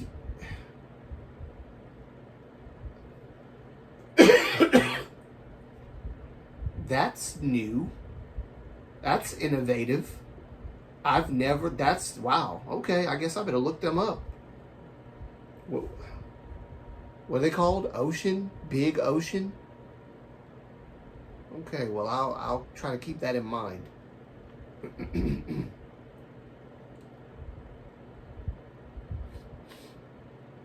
Although, depending, not much. Oh, wow. They're hearing impaired. That's crazy. A K-pop group that are hearing impaired.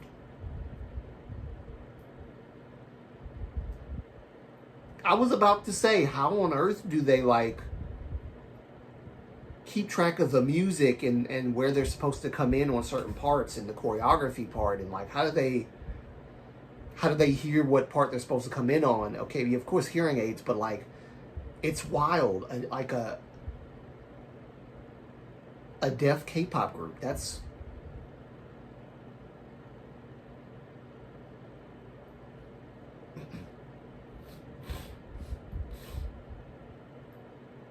wow. Actually cool, and the members seem nice. Wow, that's wild. I have never heard of such a thing in my life. I must be living under a rock. I have to look this up. And I like how you preface by saying, without looking this up, has anybody ever heard? No. I have to look it up. I mean, it's not impossible. Certain musicians are deaf, hearing impaired, like Mandy. Yeah, that's true. I mean, there's even blind musicians, right? So, I mean, if a blind person knows musical notation and can play notes, then yeah, I mean, surely a deaf person could. But I've never heard of a deaf K-pop group before. That's, like, that would never have ever crossed my mind to even create a deaf K-pop group. It's wild. Just that whole idea in K-pop blows my mind.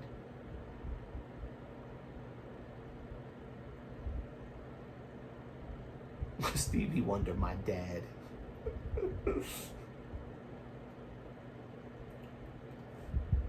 I have so much respect for him. Yes.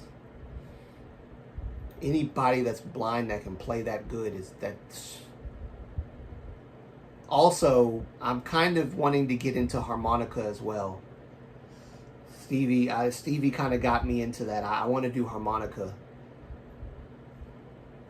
Yes, I think I'm gonna practice it. I'm gonna buy one. They're not expensive. Harmonicas are actually not that expensive at all. I'm going to get a harmonica and I'm going to practice it. And then I'm going to perform a little bit for you guys one day. And then I'm going to get a piano and I'm going to put it in my room and I'm going to play some music for you one day. Because I really want to get back to playing in my instrument. Okay, guys. I'll be back in a bit. Indie show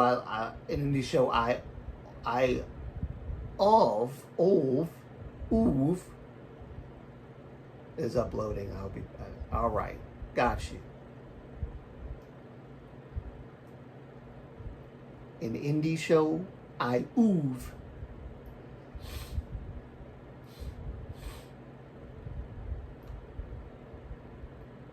So, for example, their in-ears are for them, and no other idol can just borrow it because it's too loud. Got you. Google. Oh shoot! What did I just do? Okay, there we go. I accidentally pressed a button here on my mic. Google lists Big Ocean as hearing impaired. It's not the same as deaf. I gotcha. I apologize. I didn't mean to. Yeah, sorry. Hearing impaired, deaf. Gotcha. Say did it right. That's my mistake.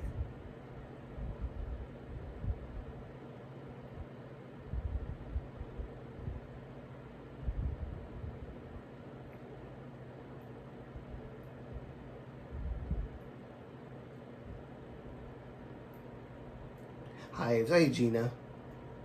Long time no see. Welcome back.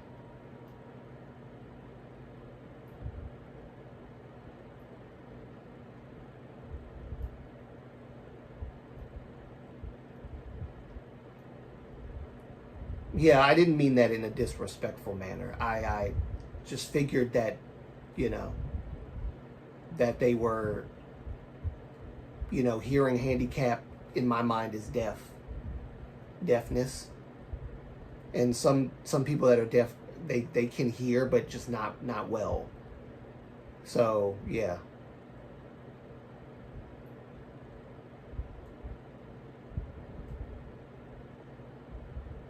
Oh, gotcha.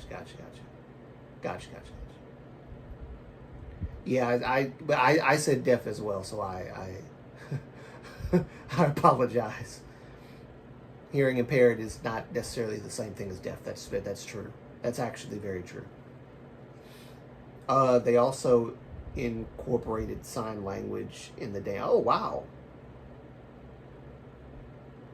My words were in the chat. Thanks, hon. Yeah, it's good to see you, Gina. Welcome back. Long time no see.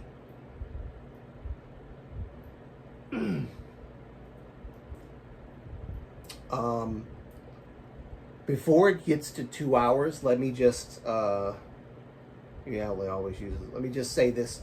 I'm going to reiterate what I said at the beginning because I did not, a lot of people had come in during a little bit of a political talk. And I wanted to say that, and this is not just for everybody in the chat, this is for people that watch this live stream, okay? I am sorry, it is my fault, and I want to apologize to everyone because I invited the conversations surrounding politics and things like that, thinking that, people could handle that sort of thing. But I was wrong. So I do apologize. And I don't want people to come and watch the live stream and feel ostracized or feel like they can't, enjoy the live stream because of all the political talk. So, especially with the last live stream being what it was very heated. And, with people being called murderer and genocidal and all that. And so I want to apologize to the Moon Base for allowing that. It sucks to say this, but I have to be honest. It really was. I'm sorry, people can't behave. I mean, you know, I again, like, not a lot of people come to my live streams, but like the ones that do, when we talk about political stuff, not everybody is like this, but there are some people that can't quite handle nuance in discussions. Like, it has to be one side or the other. And me trying to explain the nuances and trying to get people to see certain perspectives is very taxing. Especially when we're talking about certain political figures that people have strong opinions on. It's very hard to do that, especially on a K-pop centered channel. You know, this is obviously not a political channel, right? But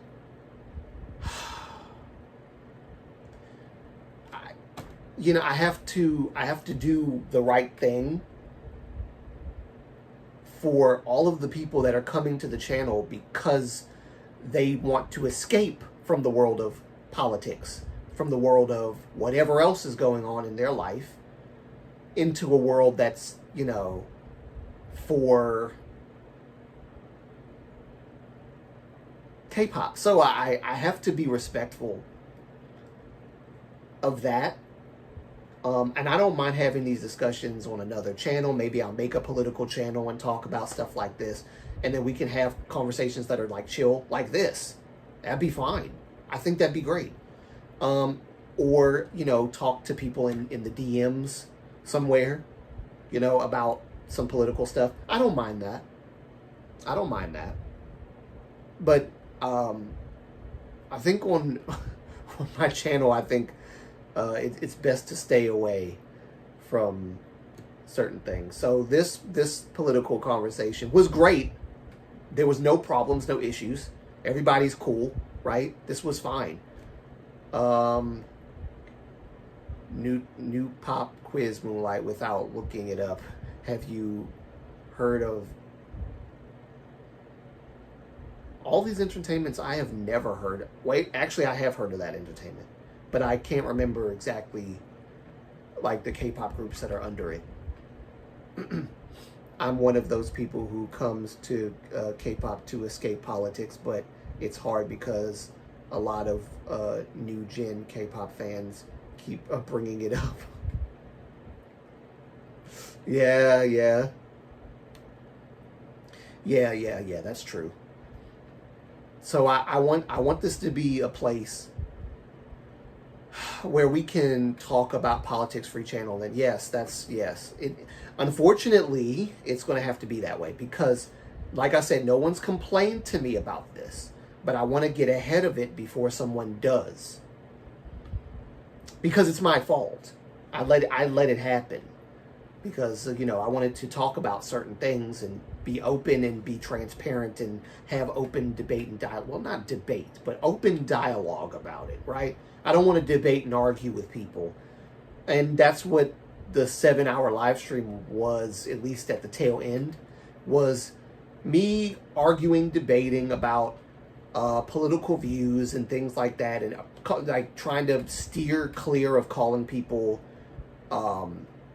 things that they aren't, and trying to give context, and I tried my best.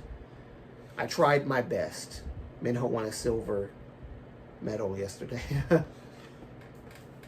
You're smart, Moonlight. I sue me. I try to be. I don't. Sometimes I don't think I'm that smart. Really, I don't. Sometimes I think I'm an idiot. The last live stream must have been scary. It was very scary. I might have been the only person that was thinking this way, and I saw Riker like trying to help, like steer the chat a little bit in a better direction. I saw that, and I was like poor Riker shouldn't have to do that. Riker shouldn't have to do that. And the thing is, and I'm trying to be sensitive. Because I don't want to say who it was.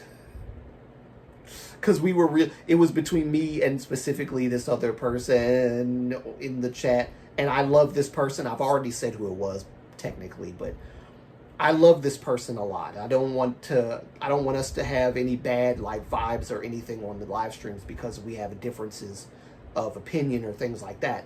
But it became heated because I know where this person stands. The problem is that I'm trying to offer nuance and they're not really receptive of the nuance because they're so stuck on calling this person these names. And so that was the intense part of the stream that I'm trying to avoid. And I don't want to alienate the moon base that are coming into the live stream after the fact and them looking at my stream and going, what the freak is this? I came here for K-pop. I didn't come here for politics. I didn't come here for this. And then they leave. And listen, so people subscribe and unsubscribe for their own reasons. Some of them probably have to do with me. And I have had some people unsubscribe lately. Not that I'm worried about it, but a part of me does worry and wonder why. It's natural. It's natural. It's human. We do that. We do that. We wonder. We worry. Did I do something wrong? Am I not uploading content fast enough? Am I not doing something? Am I not this? Am I not that?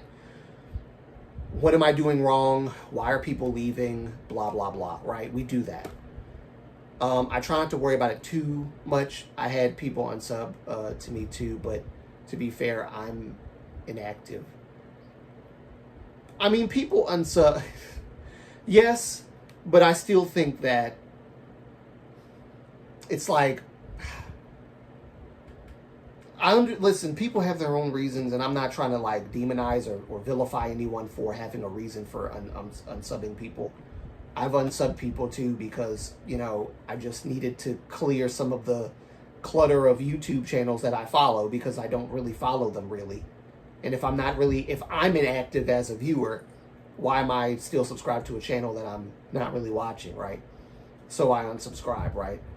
But if it's because I'm not moving fast enough for people, or if it's because of something like that, like, I can't do anything about that. I want to take my time with my content. I don't want to rush stuff. This shiny video that I'm working on, I'm not trying to rush this. I'm not trying to rush this at all. This is going to take some time, and I want it to be the best it can be. Not everyone will agree on all content. Yes, that's true. I used to follow Astro until but yeah, I often think about things like that, but then there's also the other side where I'm like, I wonder if they unsubscribe because of my political views or because I've been saying stuff politically and all this stuff, which might be the case for some people too. And I'm not saying this because I want people to like me or because I want, I'm not about that. I never was about that. If you like me, you like me. If you hate me, that's your prerogative, right? I'm not here to like hold your hand, so to speak. But Shanks,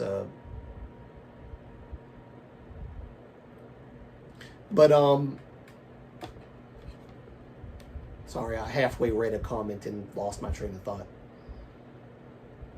Yeah, I'm not going to hold your hand or anything like that, but I definitely don't want people to feel like they can't come to a live stream because of political views and political conversations and things like that. And so I have to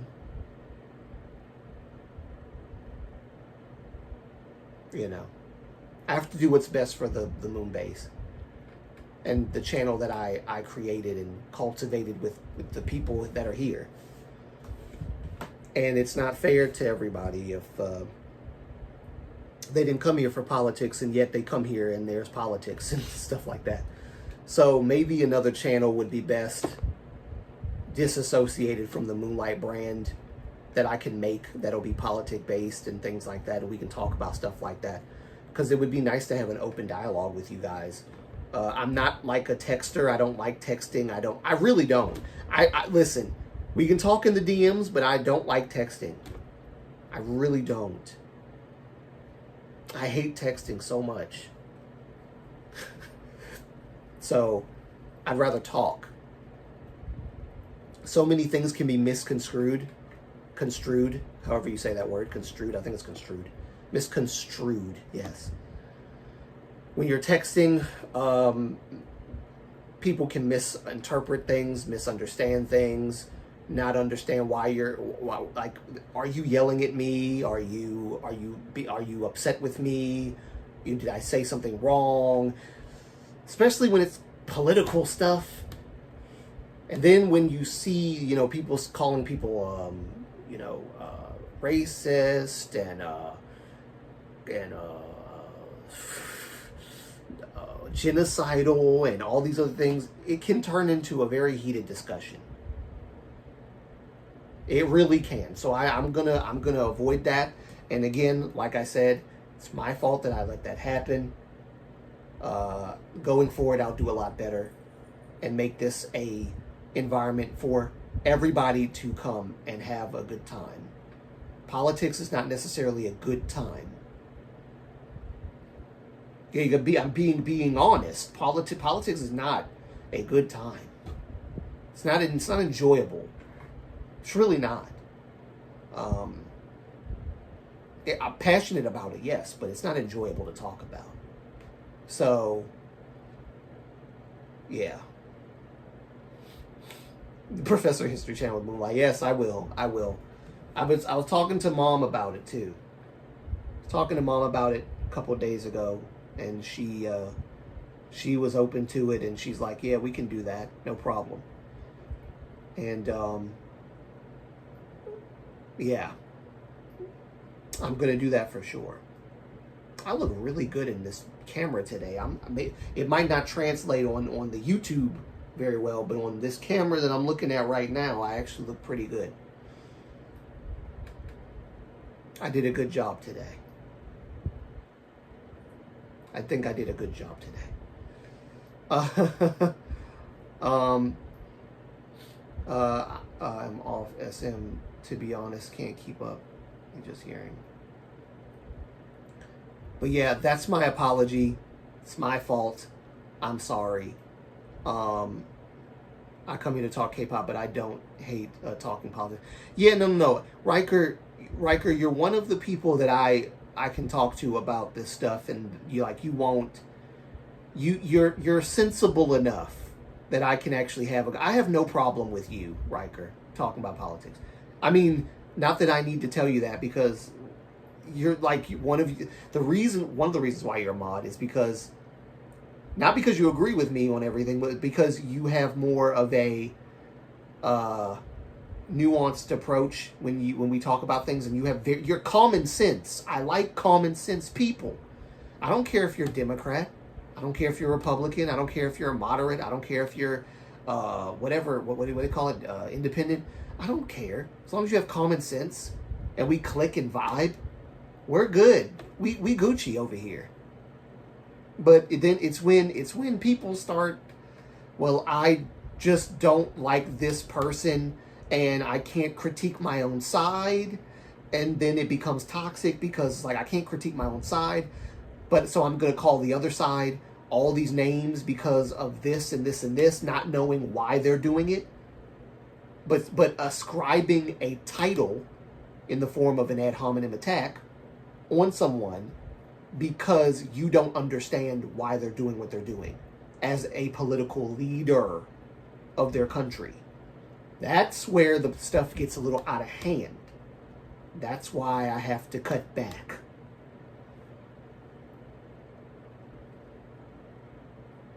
too many are emotive about politics.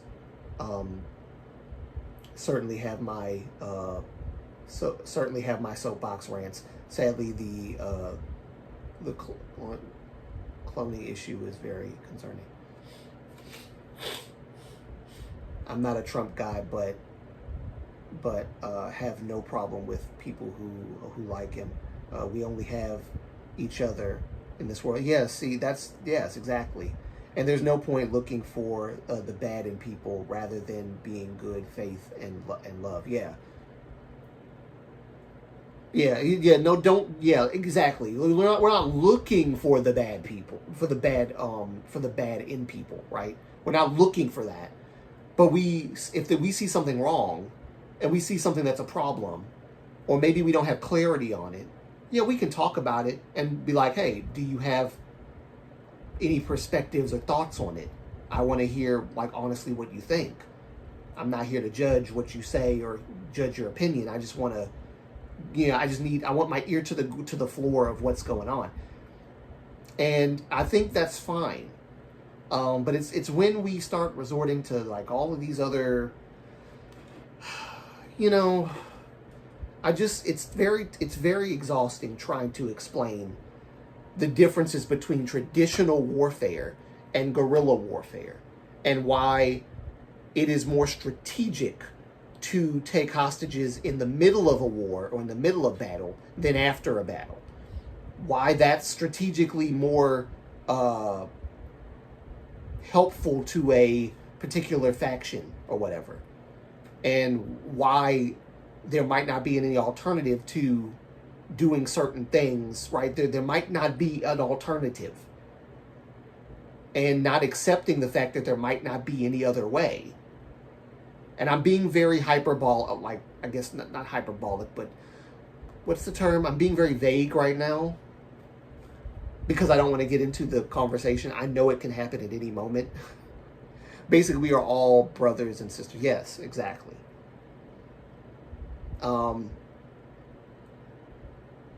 And we have our different opinions, and I get that. But at the end of the day, it's just really, I don't like it. Honestly, it made me feel bad because, like, to see you trying to manage everything and say, hey, we're not talking about Palestine here. Like, we're talking about Hamas is the problem. And I was just like, oh my God, like he's trying to put in extra overtime work trying to say this over and over again because the conversation was getting derailed so many times. And I was just like, okay, we gotta stop. Because I don't want to put Riker or Chinese Nuna or anybody through any of that stuff, right? Ninguk, I don't want to put Ninguk through any of that. And I know Ninguk, we had a very heated discussion, but I think because of that and because of the way that it was handled, I think it's best to not talk about politics anymore. Especially because yes, I know your political opinion, and that's why the whole point of why I made this live stream in the first place was to apologize, because I don't want us to do this anymore.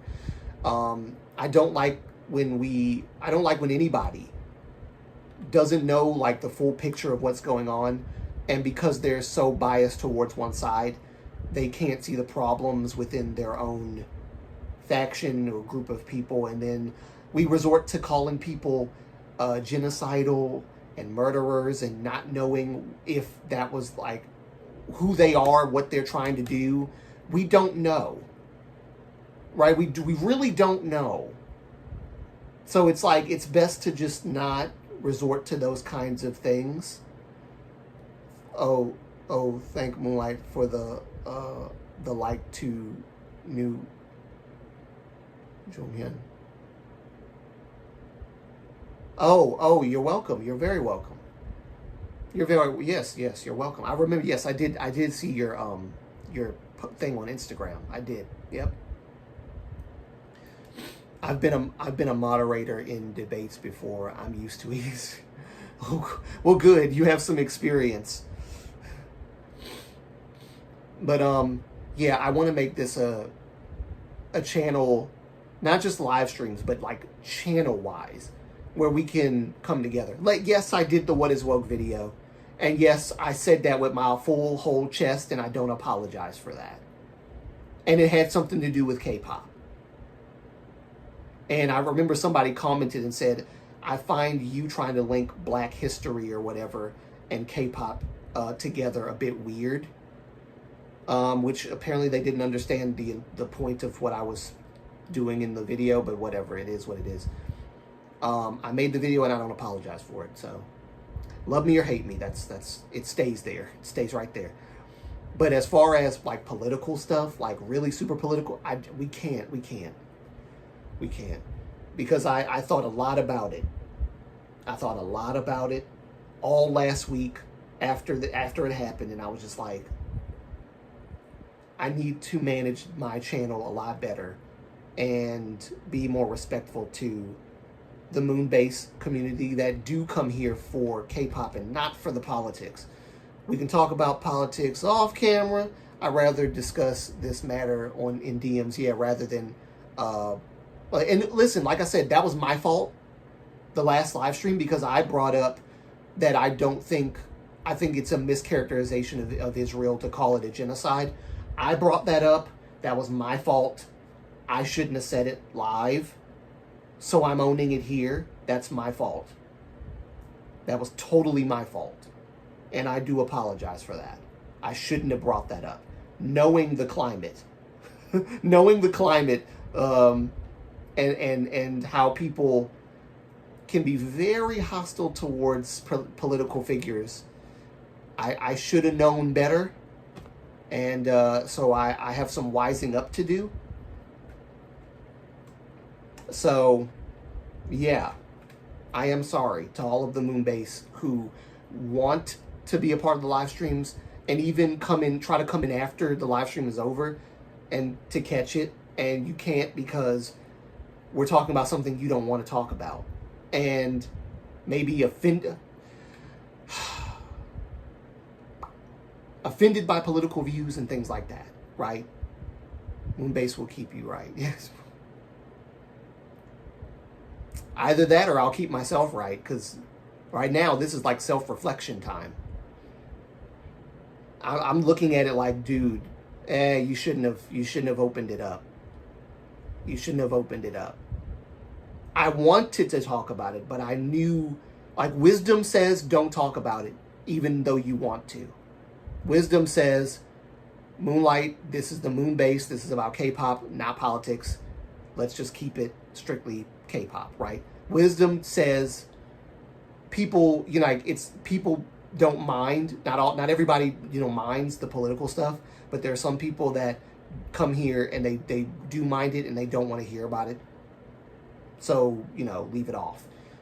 Wisdom tells me these things, and I haven't been listening to my voice of wisdom and reason. So I do apologize for that. So everybody that watches this live stream, this was a mild political talk. We didn't really have anything crazy.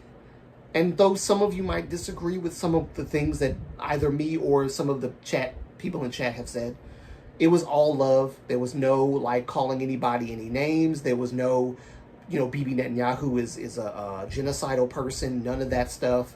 It was none of that. We just no Trump is this and Trump is that. It's just, hey, I don't agree with everything that he does, but, or I don't agree with everything that happens in this party and that party, but, and we kind of come together on a few issues here. And it was fine, it was civil, and it was polite. It wasn't something where I felt like I had to explain, and even to the point of over-explaining the art of warfare, right? I don't have to do that, and I shouldn't have to do that constantly every time we get into talks like this. But I do think it is important that we educate ourselves on warfare and why warfare has changed into what it is now. And come clean about the fact that we don't know if there was another way for certain events to take place. And to say that, well, I think there had to have been another way implies that you know of another way. But we don't. So we can't really say that well, there had to be another way, and I think there was another way, and he just didn't take the route that he should have taken. And I was like, well, what was that route? I don't know what the route was. Okay, well then there is no other way, right? Got a call from a friend, sleeping now, speak soon, hope. Thank you for coming, Gina. Thank you for coming. Sorry I didn't give you enough attention in this live stream, because you haven't been here in a while. But yeah, hope to see you again soon. I genuinely don't think KTube is seriously meant for any form of politics. Yes, or activism, unless it directly has to do with K-pop. Yes, exactly. But even then, most people don't come to K-pop for that. Yes, that's true. That's true. I mean, that was one of the reasons why I felt a little iffy about putting out the What Is Woke video, because it's like, I don't want people to see this as like some kind of activism thing, because I'm not really an activist in any sense. I'm just trying to put out a logical argument against wokeness in the K-pop community because of foreigners imposing, Western ideologies that don't make sense onto Korea and stuff like that. And that was the whole point of that. But some people took it way out of, context, took some of the things I said out of context, thought that what I was doing was weird and strange. I tried to be as clear as I could without doing too much. I tried. But yes, it's not a common thing in K-pop. It's not a common thing to talk about stuff like that. But then again, it is, because the people that I'm talking about are the ones that don't like it, and yet they do it. They do it. They impose it onto K-pop idols and celebrities because they want the K-pop idols and celebrities to be respectful of their culture and stuff like that. And that's virtue signaling. And if I don't say something about it, I just feel like I'm not doing a service to the Korean people. I'm not doing a service to Americans. I'm not doing service to anybody. And I'm very outspoken, I guess, in that way, where I don't like to be harnessed or tempered or, restricted in what I say and how I say things. So I tried my best to be as wise as I could. But,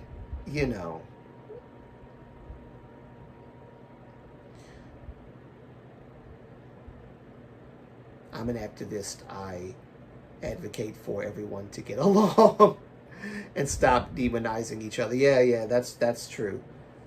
That's good activism. That's good activism. That's why I value people like you on my channel. So, because it's rough. Even in the K-pop space, like talking about all of this stuff that is like, it needs to be talked about because nobody talks about it much. But like anything political when it comes to K-pop, I will talk about on my channel. But when it comes to like just straight up politics, I'm not going to touch it unless it has something to do with South Korea. Because I've been taking notes on a YouTuber that I've been watching who's talking about the situation with the election right now. And I'm going to try to present it in a live stream because I think it's important. But other than that, when it comes to like American politics and all that other stuff and foreign wars and things like that, I think I need to just kick the bucket with that one and not bring up all that stuff because it becomes an environment of arguments, and it leads to eventually people's feelings getting hurt, or people feeling judged, or people feeling whatever kind of negative feeling because of and as a result of the arguments, political arguments. And so, yeah, I think it's just best that we don't talk about it anymore. on this platform. See, the problem is there's nothing wrong with activism out of it in and of itself. It's people who claim to be them in order to justify their terrible behavior. Yes, that's very true. That's very true, Riker. You've told no lies. People who claim to be activists, but they're using activism in a way to weaponize gender or sexuality, whatever, against other people. Oh, if you don't affirm this and if you don't do that, this or that, you're a istophobe of some sort. That's called, the modern, like, hyper progressive, liberal virtue signaling of sorts, and it's not healthy. It's not healthy. It's not healthy, because what you just said about, like, we shouldn't demonize each other, that's literally what that is. It's demonization of a group of people that are actually pretty decent people. And K-pop spaces suffer a lot from performative, selective, or conditional activism. Yeah, that's true. That's true. That's true.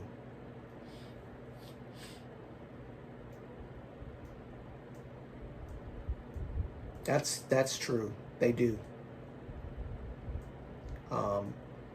Which is why I don't think my YouTube channel would ever be that popular.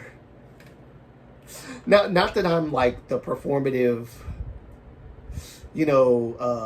type of person that does things like that, but though also I myself didn't feel judged when we discussed those matters. It just I speak out of my point of view. Yeah, I understand that. But, it gets a little heated when we start calling political leaders things that we are not sure if they are that or not. And we're just going based off of subjective points of view rather than objectively criticizing this party, that party, things like that. And, like, it can become a heated discussion. Right? It can become a heated discussion. Confidence in your belief of a person is fine, but not to the point where you lose focus of maybe understanding the nuance of a situation that you believe is just purely black and white. Because it's not just black and white. There's so many different shades in some of these nuanced topics. And I think the loss of such nuance or the loss of such understanding in these topics can lead to misunderstandings, can lead to people feeling some type of way, and even the viewers that come into the live streams, they're not looking for this kind of talk. And like you said, Sumi, K-pop platforms do suffer from this kind of thing. Even if it's not activism, politics of any kind, it suffers. So I think logically, it's best to, not engage in such things, right? People hate to read or research. But they love to do a lot of yapping and talking, taking sides. Yeah. Really, it's a poor recipe. It's disastrous, especially for like a channel like mine. It's just, and I've looked into things and I've researched things, and that's why I say what I say. But I don't listen to the mainstream media because they are the ones that like to say that this person's genocidal, this person's this person. Mainstream media cannot be trusted at all. But at the same time, there's a time and place for such discussions to be had, and K-pop YouTube channels are just not that place.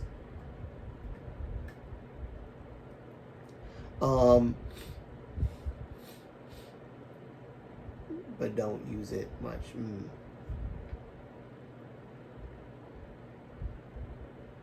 I wanted, but in I don't know. I'd rather discuss those matters in DMs because I have a lot to say on. Yeah, I mean, as do I. So yeah, it would be better to discuss them in DMs because things can get pretty pretty heated, and I don't really want people to call people names and things like that. Even if it's a political leader you don't like, I don't really think it's okay to call people things like that. You know, everybody has a perspective.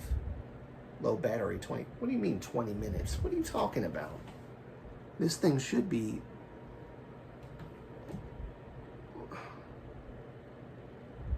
What do you mean low battery?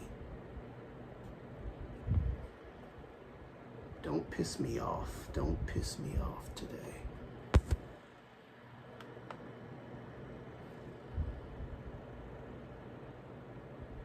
I don't know why it's saying that. Hold on.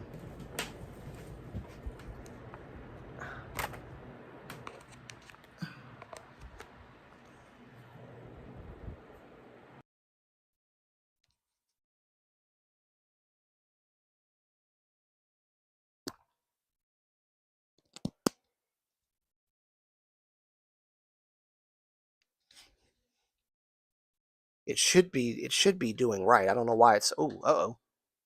Whoopsie. I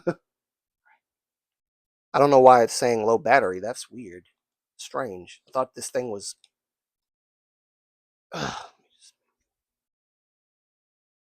charge it just in case, Moonlight. I mean, it's supposed to be charging. It's connected. It's just I don't know what's going on. Room tour. My room ain't ready for that. No, my room ain't ready for that one just yet. Even the battery is tired of politics. Yeah, yeah. Even the freaking battery. It's a shame.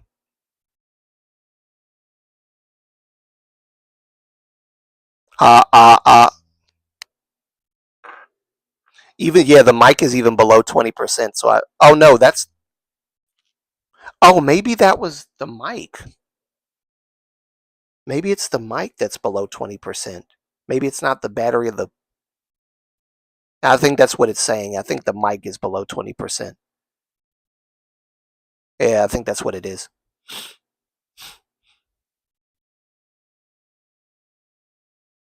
Yep, I think that's what it is. Sorry, was the mic too loud?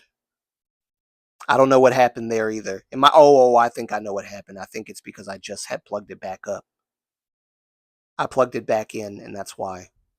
That's why. Sorry about that. Uh, like you said, a K-pop channel is not the right place for that unless it has to do with K-pop. Yes, exactly, exactly. Which is why I will not be talking about politics anymore. So yes, once again, I do apologize because I fixed this camera. There we go. Once again, I do apologize because I did allow this sort of thing to go on, and I should not have.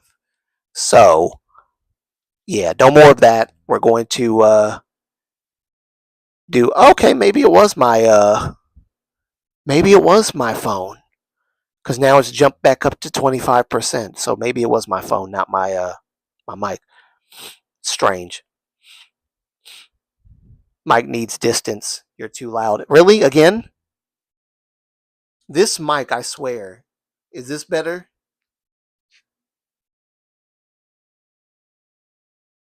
Is that better? Yeah? Okay. 10 centimeters distance is good. Okay. I never know what I'm going to get with this mic. Sometimes the mic sounds good. Sometimes the mic sounds like crap. And I have to like put it close to my face. Uh, it's a cheap mic. It's a cheap mic. I'll get a better mic where I can like put it I mean, it's a lapel mic, so I could just pin it to myself and talk. But I noticed that when I do that, those tiny mics are made to clip to. Yeah, no, I did it before, but when I clipped it, I noticed that I could barely hear anything I was saying. I looked at the playback, and it sounded like I had to turn my volume up to 30. I had to turn up the volume to like 30 or so or beyond just to hear what I was saying. It's never a normal stream without difficulty. No, really, it's never a normal stream without difficulties. Well, Rita, where are you? Go back to work.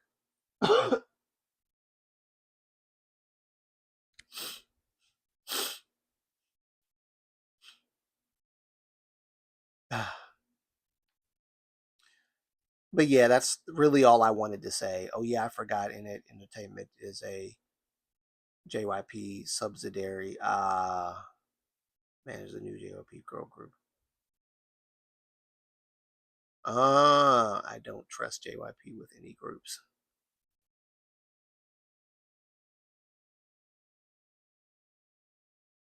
Interesting. So yeah, next live stream, I promise I will.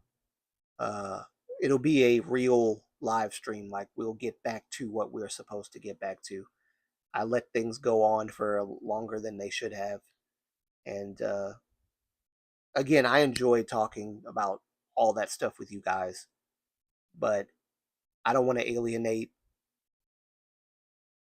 some of the Moonbase community that might actually be interested in what the channel is about and not, and so I'm gonna do better on that front.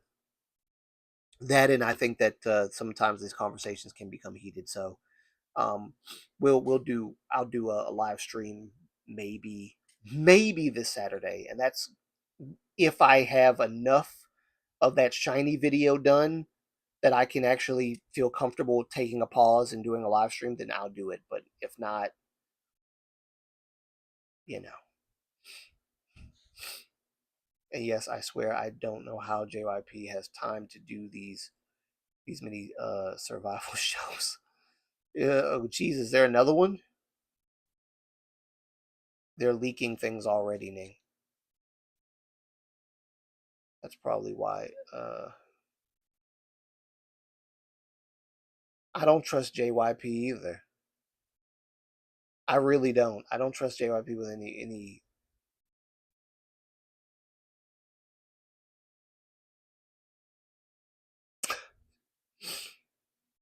I can barely trust I can barely trust them with twice. Imagine with everyone after.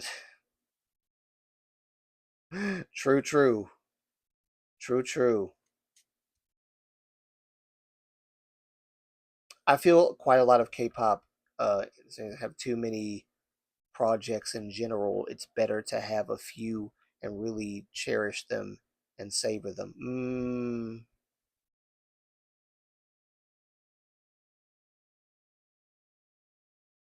Yeah, I agree. That's why I talked about teaser shining.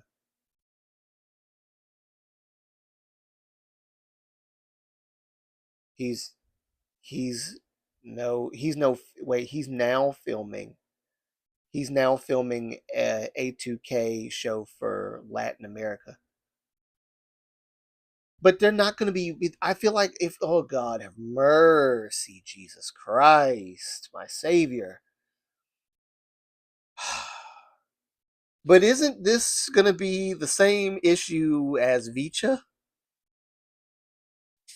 Like, won't this potentially become the same issue as Vicha? I,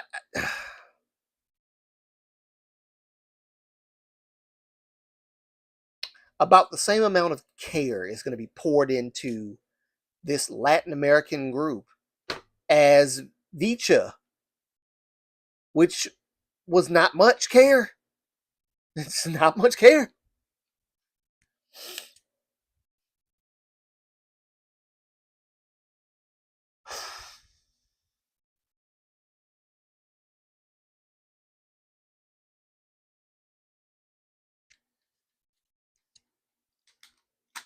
Rule number one. Rule number one. When you pick with your lips enough, that means it's a sign you need to.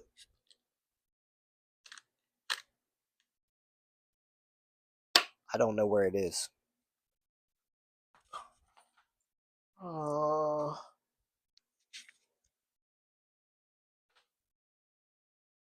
Oh. It's a sign that you need to like moisturize.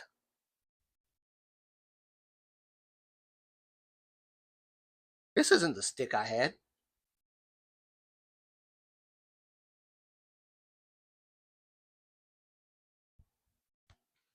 Where's my stick?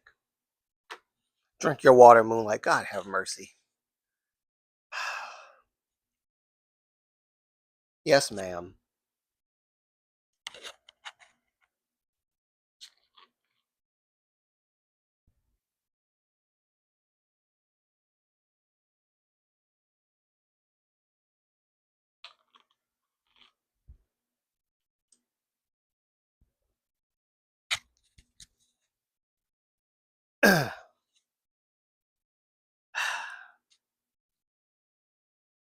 You can't prevent everything if you are a successful group.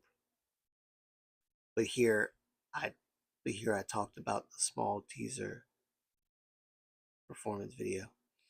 Well, he's gonna film and he's gonna film it at least. I think. Wait, I need to go back up because I missed something. I think I missed something.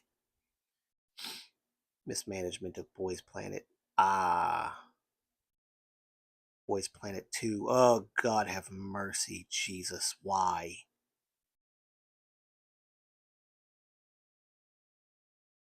We don't need another Boys Planet. We really don't need that.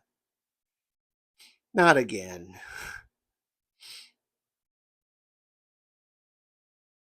And then, of course, there's always the controversy about, which isn't really controversy. Everybody's pretty much of one mind on the whole rigged voting system. The rigged voting system that all of these stupid shows have.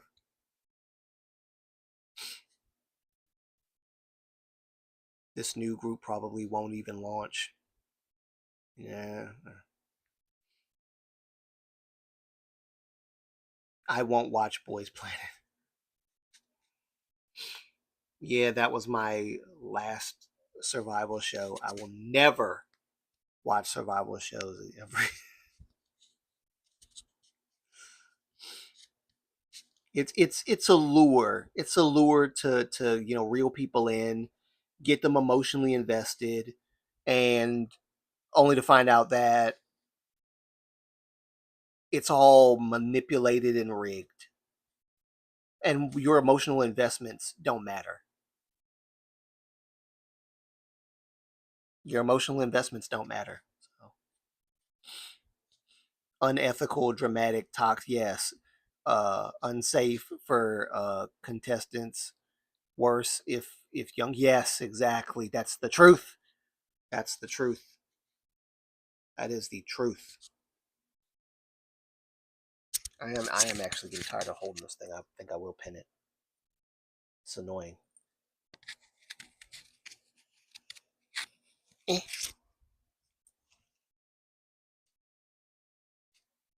Does that sound okay? Does it sound okay? Or does it sound like you can barely hear me? Hopefully this is okay. And it went back down to 20%. What the freak is happening? Must be God telling me to stop the stream.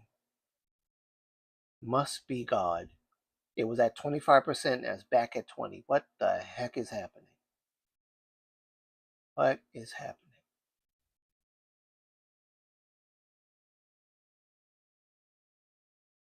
That's stupid. Sounds fine. Great. Unless you watch the old running. The last one I watched only because one he from Up Tension. Ah, yes, Up Tension. I have some Up Tension music on.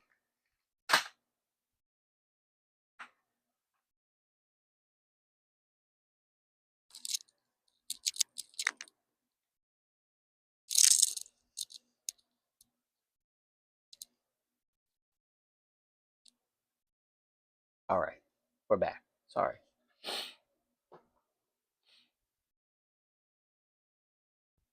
Tech gremlins are loose. Yes, they are. Everything's falling all around me. That's why I can't show you a room tour, because every time I go live, stuff starts falling. Try not to break things. I try. I try. When you weren't here, I was about to break something. Seriously break something. So I guess the key to me not breaking anything is you have to be here, Chinese Nuna. You can't skip out. You have to be here. Otherwise I'm gonna break things. It's bound to happen. Bound to happen.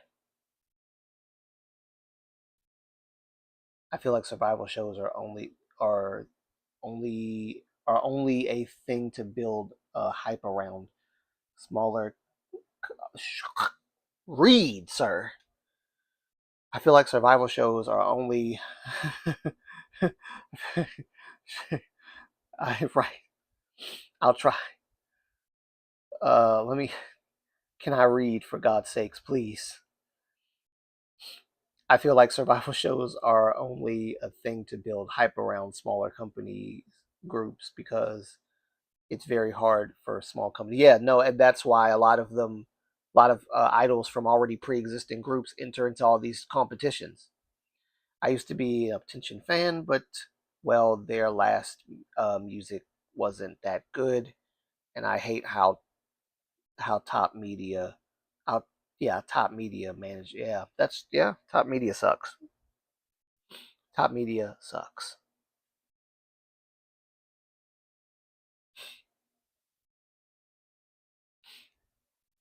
Did you see Onu's weddings?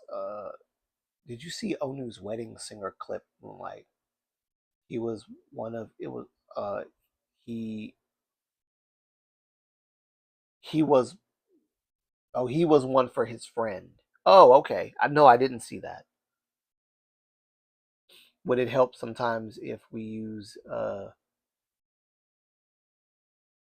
would it help sometimes if we use dashes in our sentences if the message is a bit uh on the longer side? I mean, yeah, you could do that. You could do that.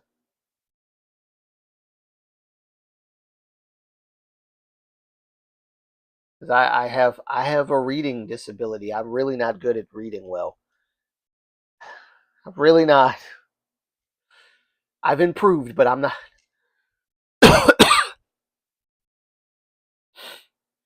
Like, who remembers Stone Entertainment? Oh, I remember Stone. I can put my hand up. I remember Stone Entertainment. Oh yes. Oh yes, I do. Oh yes, I do. My guess is not many people, because they didn't last like. Yes, I remember Stone Entertainment. I do. I do.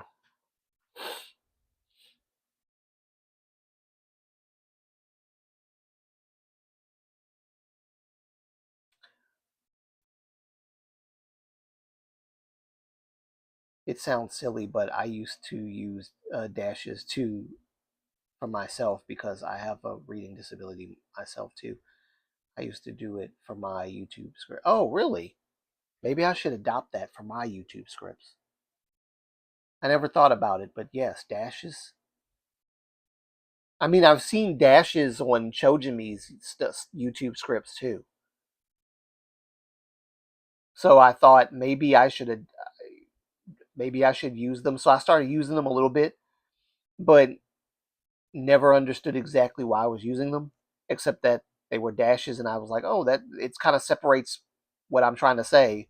But yes, I think that's a good idea. Long sentences need dashes. That's true. I like that better. Yep, that's a good idea.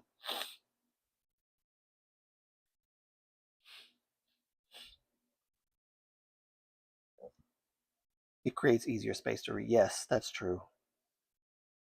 I'll try it. I will try it. I only remember Stone Entertainment because their name was stupid. I can't remember who they managed or anything.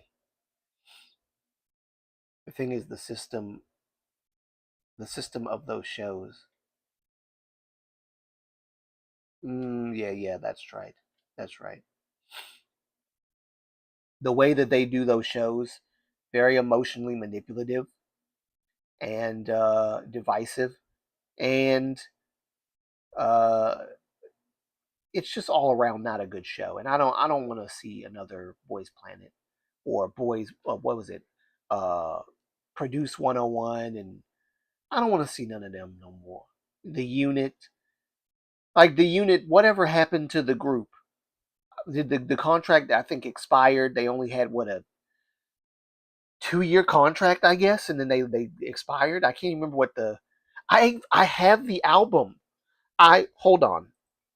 I have the album. I have the album right here under my desk. I have the album. I forgot I have this remote, this mic on, so you can hear me even though I'm away from the computer. I don't have to yell. There he is in UNB. Give me just. There we go. I have the UNB album.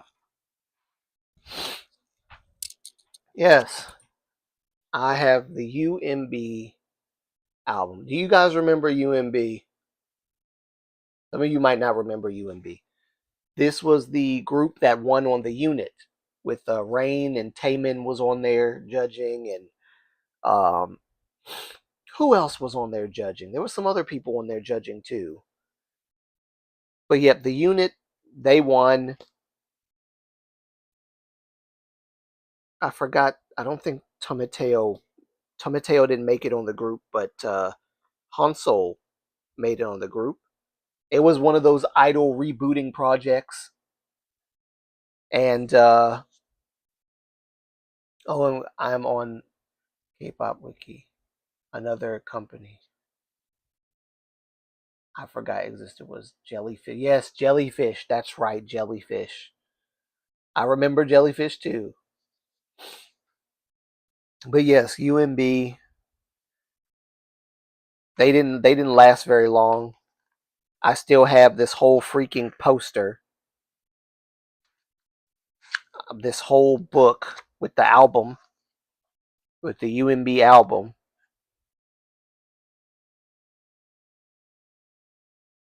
Oh my God! Look at this! Wow. Oh, wait a minute. Wait a minute.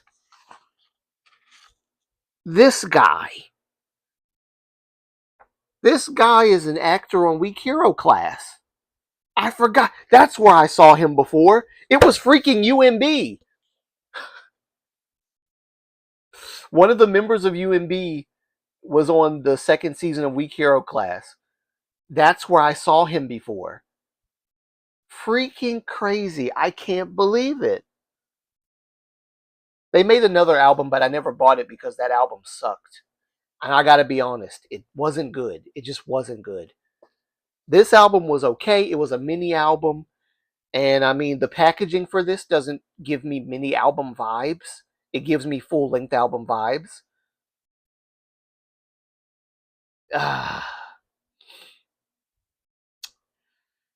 Even with the unit to survival show, but they had a long hiatus after their debut. Yes, it made no sense at all.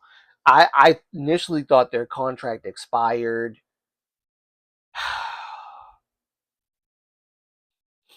I was rooting for this group. I really was. Kijung, Field Dog, Hansol, what was the other guy? The boy that had the dreads and then he cut the dreads off. I can't remember his name. I was rooting for these guys. And then it fell through. And that their like main song for the second album was so, oh my God. I mean, go back and listen to that song. I can't remember what it was called, but it was terrible. The music was wacky. It was terrible. It was terrible. Like, shoot, I would take NCT's Two Baddies One Porsche over that song. It was bad. Like, I'm trying to avoid saying trash, garbage, stuff like that. I'm trying to be nice. I'm trying to be civil. I'm trying to be, as they say, demure. But it was bad. It was very bad. It was a bad song. Um, no wonder they went on hiatus. But I will say one of my favorite contestants on that whole show was Rakhyun. Rakhyun was my absolute favorite contestant. That boy was amazing. Amazing. Rakhyun is also a part of a K-pop group that is not well known, at least not in Korea. In Japan, I think a lot of Japanese people love his group. It's called Bomb Percent, and I don't even know if Bomb Percent is still around. I don't know if they disbanded or not, but Bomb Percent or 100% in American. Um, First song I ever heard from Bomb Percent was Better Day, and it was actually a very dramatic, emotional song. But a lot of their music didn't quite hit, and yeah, that's another group. If I don't know if they disbanded or not, but if they have, that's another group that would have done way better under a bigger label because Rakhyun and the members of the group were very talented. Yeah, 100 had potential, but they debuted in a time where too many boy groups were active. Yeah, that's true, and that's why they got kind of like lost in the shuffle, so to speak, because there were so many boy groups that had debuted during that time, and like nobody could keep up with all those boy groups. There's no way. Also lost their leader. Yes, they did. Yep, they did. I think that he said they had it was like a heart. Was it a heart attack or something? It was like a heart something with his heart. I can't remember exactly what it was. But they lost their leader too. Um, I think it was after. When was that? After the unit? I think it was after the unit.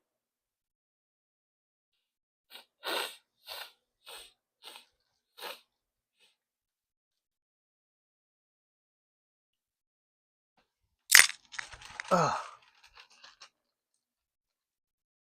that's awful. May he rest in peace. Yeah, they lost their leader. Yeah, guy had too much stress. Yeah, I think so. I think so. That was sad. So I don't even know if Bomb Percent are even like a group at this point. I have no clue. No clue. Fun fact: One Verse are the first group to have North Korean. Yes, I actually made a video about that. I made a video reporting on One Verse.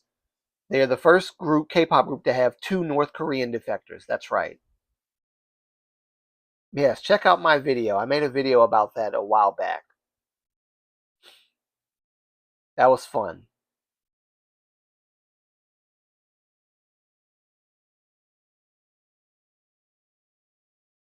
And they just actually recruited a new member, a fifth member, to One Verse. Um, so that was nice. I think he's either from Canada or America, one of the two, and I just can't remember which one. He's from the West. That's all I know. I can't remember. I think it's America, but I could be wrong. But yeah, they recruited their fifth member um, recently, recently, which was I thought it was pretty cool because the person who scouted the fifth member of the group was one of the members themselves. Like they actually gave them the freedom to scout a member. It was Kenny. Kenny scouted the new member.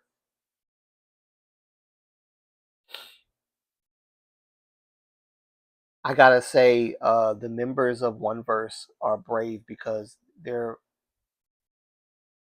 families are still in North. Yes, really brave. That's the thing that I'm like, okay, I like.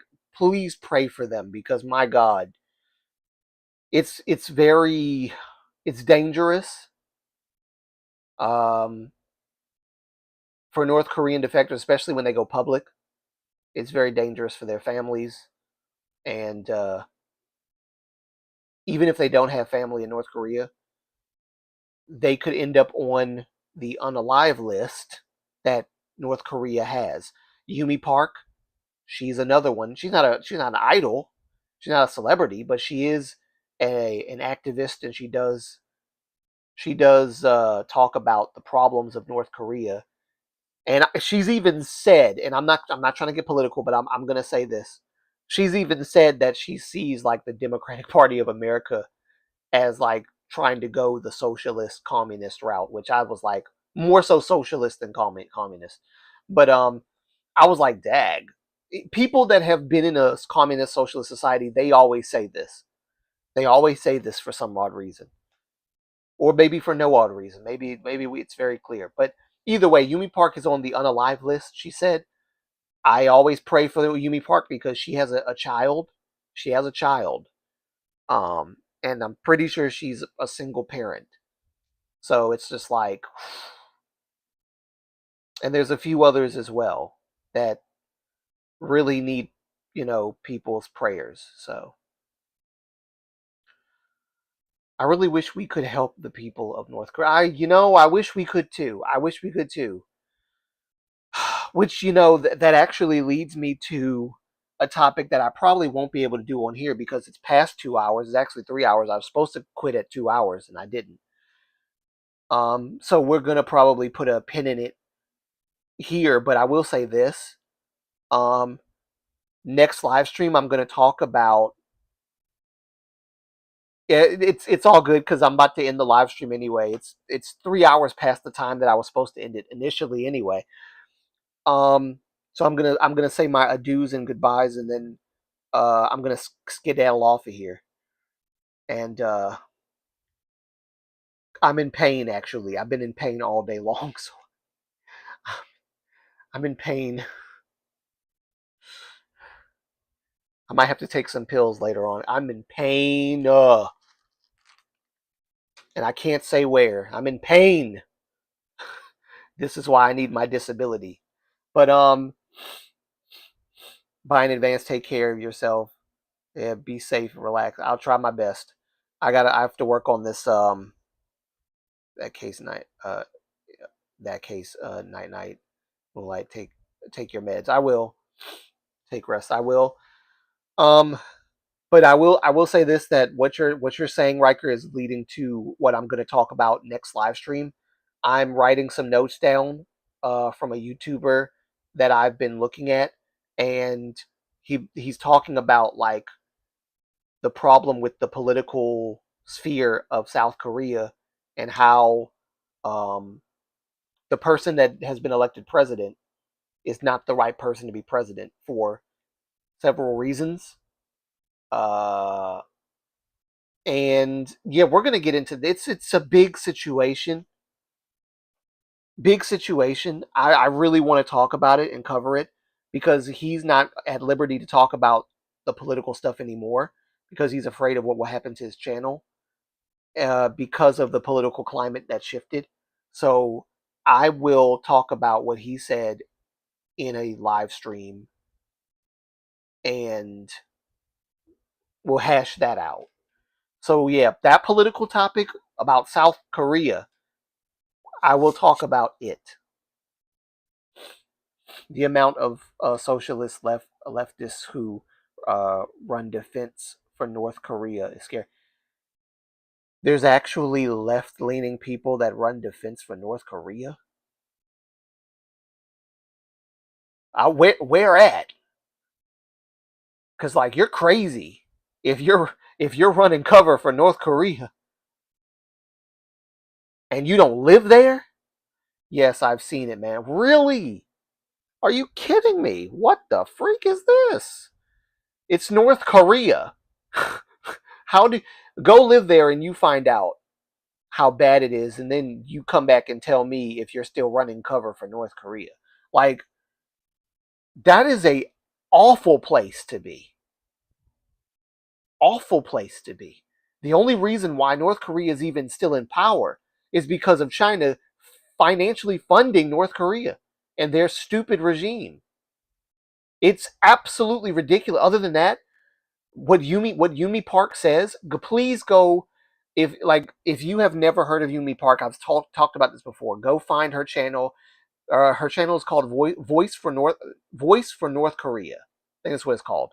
Voice for North Korea. Go find her channel, subscribe, watch her stuff. She goes in depth about the conditions, the living conditions that the civilians have to deal with in North Korea. Abso-freaking-lutely. Go watch her channel. And also, before I go, I do want to say this. I want to show some love to Sumi. If you haven't subscribed to Sumi, definitely subscribe to Sumi for everybody who is a part of the moon base.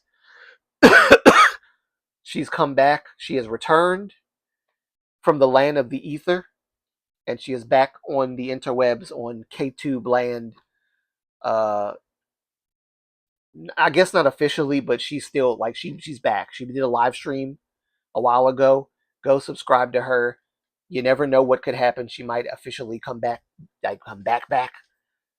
Chew. I don't know if Chew has a channel, but I probably actually could just look it up and find out right now. Now, couldn't I? I think I could. Just give me a sec to go find her really quickly. The mods, you can actually just click right there and find the channel of the people and go to them. Chew channel, go to channel. Let me see what she's got cooking over here. I don't know if she does have one. Hey, wow. She does indeed. Choose Vault. Freaking yes. Oh, yes, duh. I'm an idiot. I subscribe to Choose Vault. I watched some of Chew's videos. I don't know what the freak's wrong with me. As if I didn't know that Chew had a I remember now because I'm looking at the shoot, I'm an idiot. Yes, subscribe to Choose.